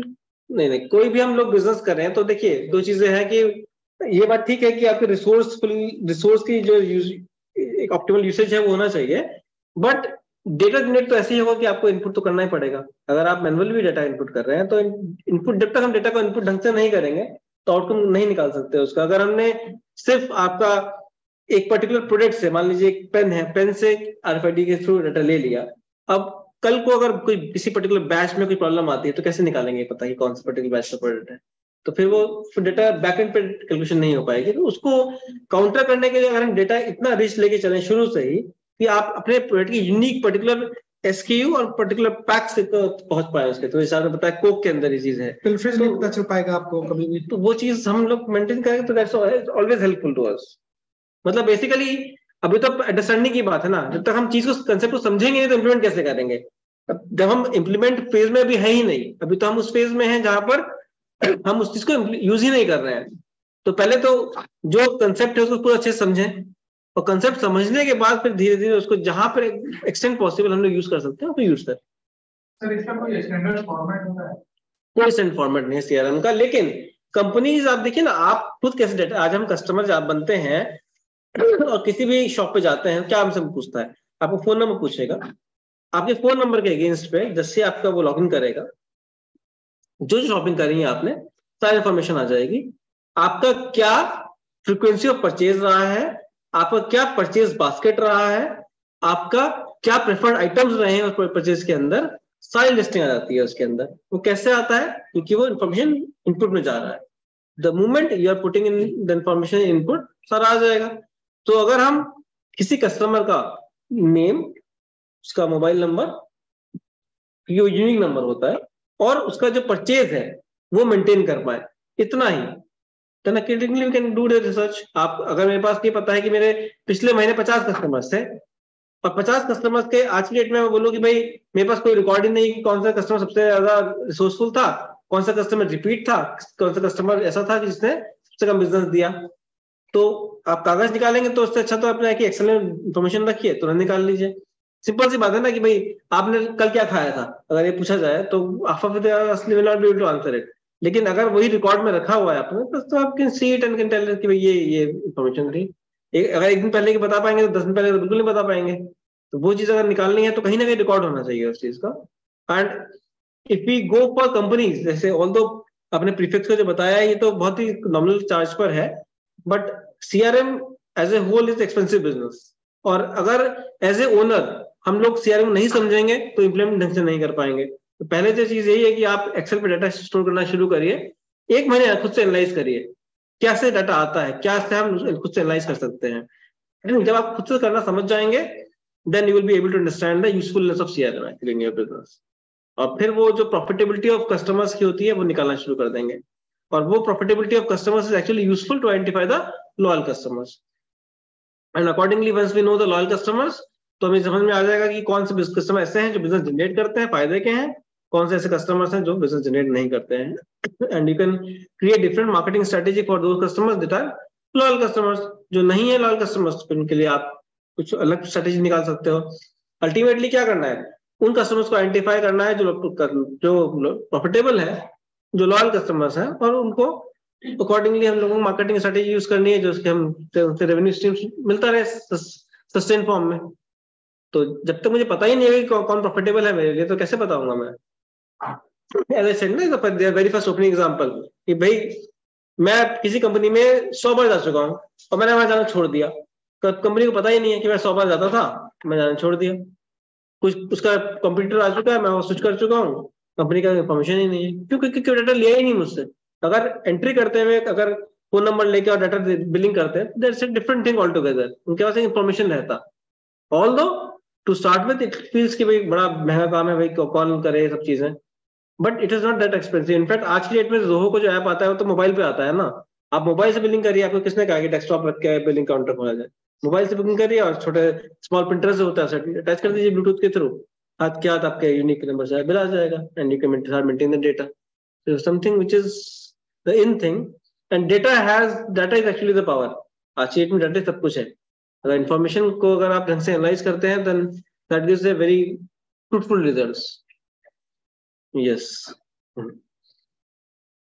and for that matter अगर किसी को कोई हेल्प चाहिए then CIMP is always available to you all। जब भी आपको लगता है कोई केस स्टडी आपको डेवलप करवानी है, you identify your faculty yourself, आपको कोई मना नहीं करेगा, you will just go for it। and हाँ, हो सकता है कि आपको 4 बार जाना पड़े, that's a different thing, but that will give U a different perspective all together from your about your business. एक इनसाइट्स आपको मिलेंगे बिजनेस के, और वो एक वाइडर डेस्टिनेशन में भी काम आएगा, because even the big companies go for wider. देखा जैसे ओला का देखा है, आप जस्ट गूगल इट अप, आपको मिल जाएगा। जो बड़ी बड़ी कंपनीज है, all the big companies have their cases. आप फ्लिपकार्ट से लेकर अमेजन तक के केसेस अवेलेबल हैं, तो जब वो केसेस पे जाते हैं, there is a usefulness of that, then you can also go for it. तो ये एक पहले चीज है। दूसरी बात, जैसे मैंने बताया कि आप खुद से CRM शुरू करिए, समझिए उसको कैसे यूज करते हैं, and then start implementing that into your business to identify at the basic level who are the my most profitable customer, who is the customer that gives me least business, who is the customer that comes with most frequency। so that will give you insight about the data। और आपको जब खुद से आप एक हफ्ता या एक महीना देखेंगे उस डेटा को, तब आपको समझ में आएगा कि मुझे क्या लेना है क्या नहीं लेना। then you can actually take a informed decision, right? और कुछ और पूछना चाहते हैं आप लोग? केस स्टडी आप किस पे करते हैं? Based on past data, based on future forecast, किस डेटा पे करेंगे आप? नहीं, केस स्टडी जो भी बनती है वो आपका पूरे बिजनेस का जर्नी को एनालाइज करके बनती है। उसके अंदर हम पास्ट इंफॉर्मेशन, जर्नी तो पास्ट की हुई, फ्यूचर तो जो उसका प्रोस्पेक्ट है वो डिस्कस किया जाएगा with the help of discussion with the owner कि आप कहाँ बिजनेस को ले जाना चाहते हैं। लेकिन जो पास्ट की जर्नी रही उसको एनालाइज, मार्केटिंग इनपुट करते हुए देखते हैं कि भाई कंपनी किस डायरेक्शन में मूव कर रही है, और मे भी आने वाले 5 साल के अंदर या आने वाले 4 साल के अंदर, 2 साल के अंदर वो किस रेवेन्यू स्ट्रीम को आएगी, क्या उसकी परफॉर्मेंस होगी, क्या उसका ग्रोथ प्लान रहेगा। ऑल्दो बहुत सारी चीजें होती हैं जो कि अनफोर्सीन होती है। मान लीजिए कोविड था, अनफोर्सीन नहीं पता, आज की डेट में हमें नहीं पता कोविड का क्या सिनेरियो रहेगा, जिस तरह से केसेस बढ़ रहे हैं, तो उस पर हमारा कोई कंट्रोल नहीं है। But excluding those environmental factors which we are beyond our control, at least किसी भी कंपनी का पास्ट उसका फ्यूचर बताता है, राइट? वो हो सकता है कि अनलेस की बात चेंज न कर दे। हाँ, मतलब मैं कह रहा हूँ कि वो हो सकता है कि 80% तक करेक्ट हो, या हो सकता है 100% करेक्ट हो, लेकिन अगर जो इनसाइट्स बिजनेस दे रहा है और जो कस्टमर का CEO का जो इंटरेक्शन है, because CEO has a lot of से इनटू इट, अगर वो सही जा रहा है तो the journey can be forecasted easily. अगर CEO बोल रहा है कि भाई मुझे टेक्नोलॉजी ट्रांसफर करानी है 2 साल बाद, तो वो इसका प्लान है कि भाई मुझे टेक ट्रांसफर होगा, उसमें क्या बात आएगी कि भाई टेक ट्रांसफर किस वैल्यूएशन पे होगा।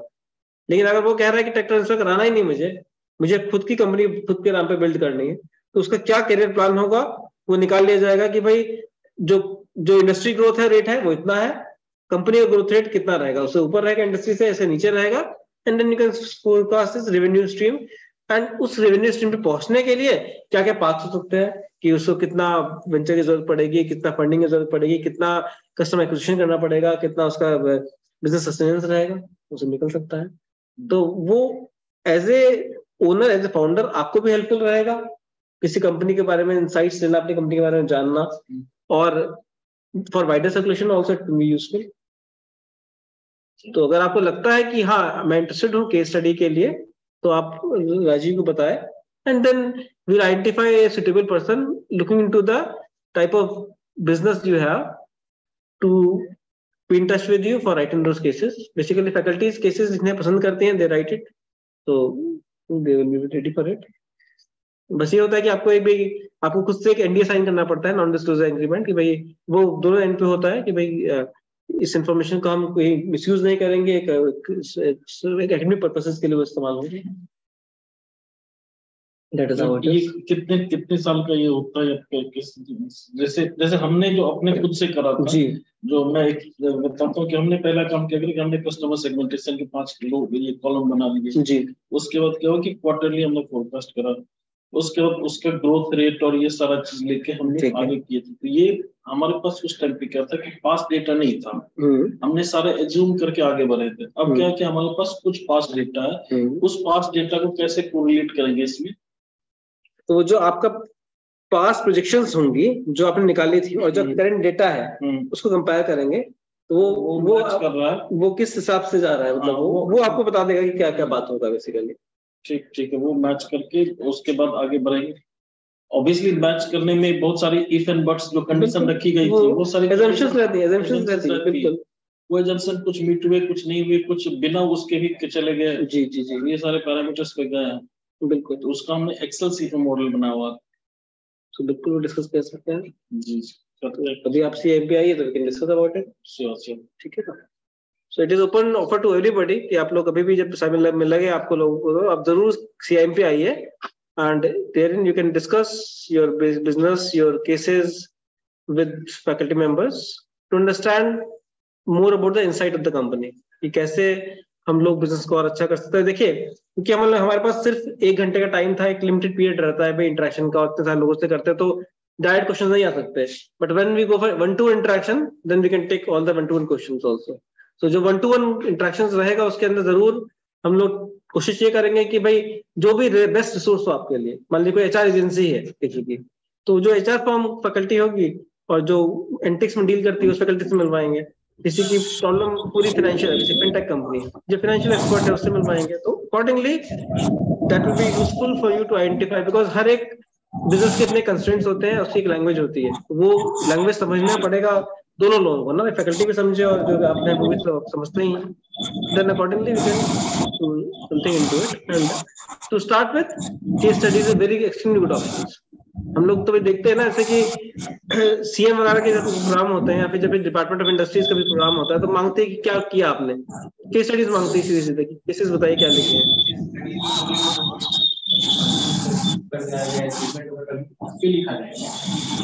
नहीं, जरूरी नहीं है कि भाई आपने, देखिए 2 तरह से होती है। एक होता है बेस्ट प्रैक्टिसेस की, बेस्ट प्रैक्टिस के लिए तो आपको देखेंगे कि भाई 2-4-5 साल लग गए, उसके बाद आपने कुछ किया तो अच्छा किया, उससे फायदा हुआ, तो बेस्ट प्रैक्टिस केस स्टडी होगी।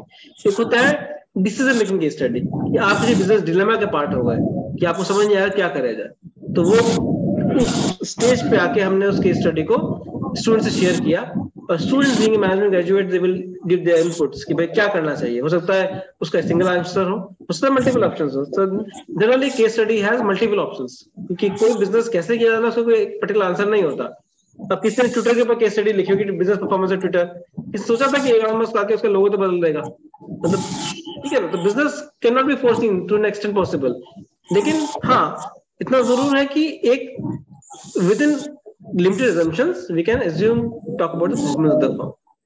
तो वही चीज यहाँ पर भी है कि ऑल्दो हमें नहीं पता कि आगे बिजनेस में क्या होने वाला है, लेकिन अगर हम कुछ अपनी assumptions को, कंस्ट्रेंट्स को आइडेंटिफाई कर लें, उसके अंदर, उस दायरे के अंदर जरूर बता सकते हैं कि बिजनेस कैसे मूव करेगा। कोई किसी बिजनेस प्रमोटर का डिलेमा है, should I go for tech transfer और should I go for carrying this business to the next level of my own, तो उसके क्या प्रोस एंड कॉन्स रहेंगे, उसका क्या सॉर्ट रहेगा, वो एक लार्ज पर्सपेक्टिव से किया जा सकता है। तो हो सकता है कि 4 लोग अलग अलग करके उसको एनालाइज करके बताए कि भाई हाँ ये इस केस में ट्रांसफर फायदेमंद रहेगा या इस केस के अंदर आपका बिजनेस को ओन करना फायदेमंद रहेगा। तो वो असम्पशंस जो है, बेस्ड ऑन दोस असम्पशंस आप केस स्टडी लिखते हैं और प्रॉब्लम सॉल्विंग। और एक होती है बेस्ट प्रैक्टिसेस की, कि भाई हमने कुछ अच्छा किया। जीविका की केस स्टडीज जनरली जो आती हैं वो बेस्ट प्रैक्टिस की होती है कि भाई जीविका ने बहुत अच्छा कुछ किया, फाइनेंशियल इंक्लूजन में काम किया, उससे कुछ अच्छा हुआ। सरकारी के जितने भी होते हैं बेस्ट प्रैक्टिसेस जनरली बातें आती हैं, लेकिन जितने भी कॉर्पोरेट्स की होंगी वो डिलेमा की आती हैं कि भाई कॉर्पोरेट के लिए कोई डिसीजन लिया, वहां फंस गया।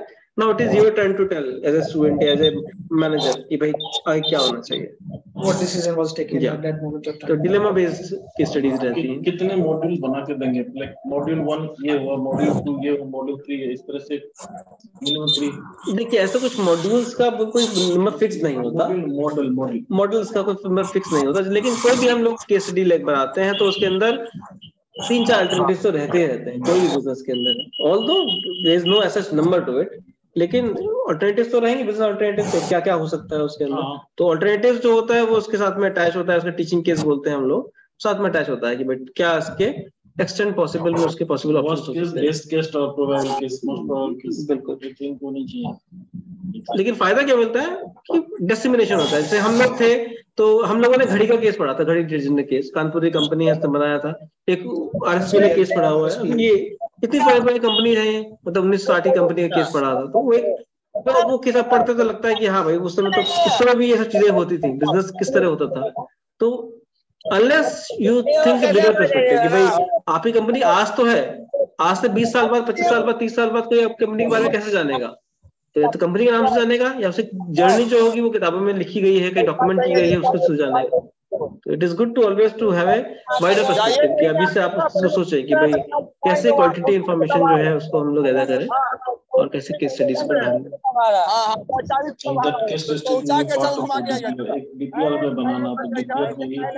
पार्ट हो सकता है, बिल्कुल। ये इनफैक्ट ये ऐड करते हैं, जैसे आपकी आईपीआर वैल्यू ऐड करते हैं, तो अगर आपका केस स्टडी है तो वो एवेल्यूएट करेगा उसको। आप कभी फंडिंग के लिए जाएंगे इन फ्यूचर तो वो दिखा सकते हैं कि भाई हमारे पर हार्वर्ड में हमारा केस लिखा गया है, पब्लिश हो चुका है। It adds the value, valuation में हेल्प करता है। अभी सेकंड लेवल के लिए जी आप मांग रहा है, मतलब बनवाइए। बिल्कुल बिल्कुल मंगवाइए। It is always good to have. और अगर केस सेंटर पे जाएंगे तो कम से कम मान के चलिए कि 6 महीने लगता है, और हार्वर्ड में जाएंगे तो 9 महीना लगता है। अगर कोई और नहीं लेंगे तो फिर ठीक है, वो डिपेंड्स कि भाई कितने टाइम में ले सकते हैं, लेकिन 3-4 महीने तो मैं मान के चलिए इतना टाइम लग जाता है। And it's always start good to start early. कितना अंदर घुसेंगे हमारे पूरा अंदर घुसेंगे, इंफॉर्मेशन तो पूरा लेना पड़ेगा। रहेगी ना एक हमारी, हम कितना तक दे सकते हैं अपने। देखिए वो कोई भी बिजनेस ये डॉक्टर की तरह से है। डॉक्टर को आप आधी बीमारी बताएंगे तो डॉक्टर इलाज करेगा, आप डॉक्टर पूरी बीमारी बताएंगे डॉक्टर पूरा इलाज करेगा। तो ट्रस्ट बेस्ड बिजनेस है सारा का सारा। बेसिकली तो वो इलाज ही कर रहा है ना, लेकिन आधी अधूरी इन्फॉर्मेशन देंगे तो फिर वो आधा अधूरा आंसर निकलेगा। एक इंसाइट्स निकालने के लिए किसी बिजनेस का तो आपको इन्फॉर्मेशन देनी पड़ेगी, और वो ट्रस्ट पे चलता है कि भाई आपने जो शो किया है। सीए के साथ क्या होता है, सीए का भी ट्रस्ट बिजनेस है सारा, कि आप सारा फाइनेंशियल खोल के बैठ गए सामने। अब वो विश्वास है तभी तो आप सारा फाइनेंस लेके बैठे हैं सामने, अदरवाइज नेवर डन इट। सो इस तरह से रहता है। ठीक। I think we can have another session on data mining and data how to मतलब उसपे। हाँ, लेकिन होता क्या है, मैं आपसे ये रिक्वेस्ट करूंगा, आप लोग क्योंकि बीच बीच में नगेट्स आते हैं, थोड़ा थोड़ा पढ़ लिए, लेकिन आप लोग सभी लोग ना थोड़ा थोड़ा सा एक बिजनेस मैनेजमेंट के जो मॉड्यूल्स होते हैं, चाहे वो खुद से कर रहे हैं कैसे करें, थोड़ा देखते रहिए। उसमें क्या है, आपको भी वो जो टर्मिनोलॉजीज होती है ना उस फैमिलिटी बनी रहेगी। It is always good to learn actually.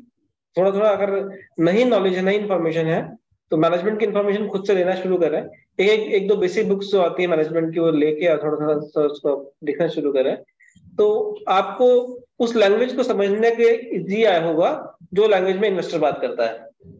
क्योंकि होता यही है कि वो कुछ मांगेगा, आप समझ नहीं पाएंगे, तो फिर वो चीज। और क्योंकि world is moving so fast कि भाई चीजें बहुत जल्दी आती हैं। अब जैसे मैं बोल रहा हूँ कि 9 महीने लगते हैं एचबीआई की केस स्टडी बनाने के लिए, आप शुरू करेंगे आज ना तो 9 महीने कैसे बीत जाए पता भी नहीं चलेगा।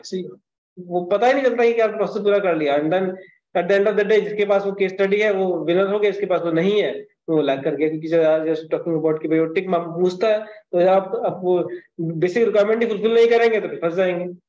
तो it's always good to have those जो बेसिक रिक्वायरमेंट्स हैं उसको हम लोग फुलफिल करें। Thank you, sir. It was Okay, thank you so much. Thank you, everyone. Okay, thank you so much.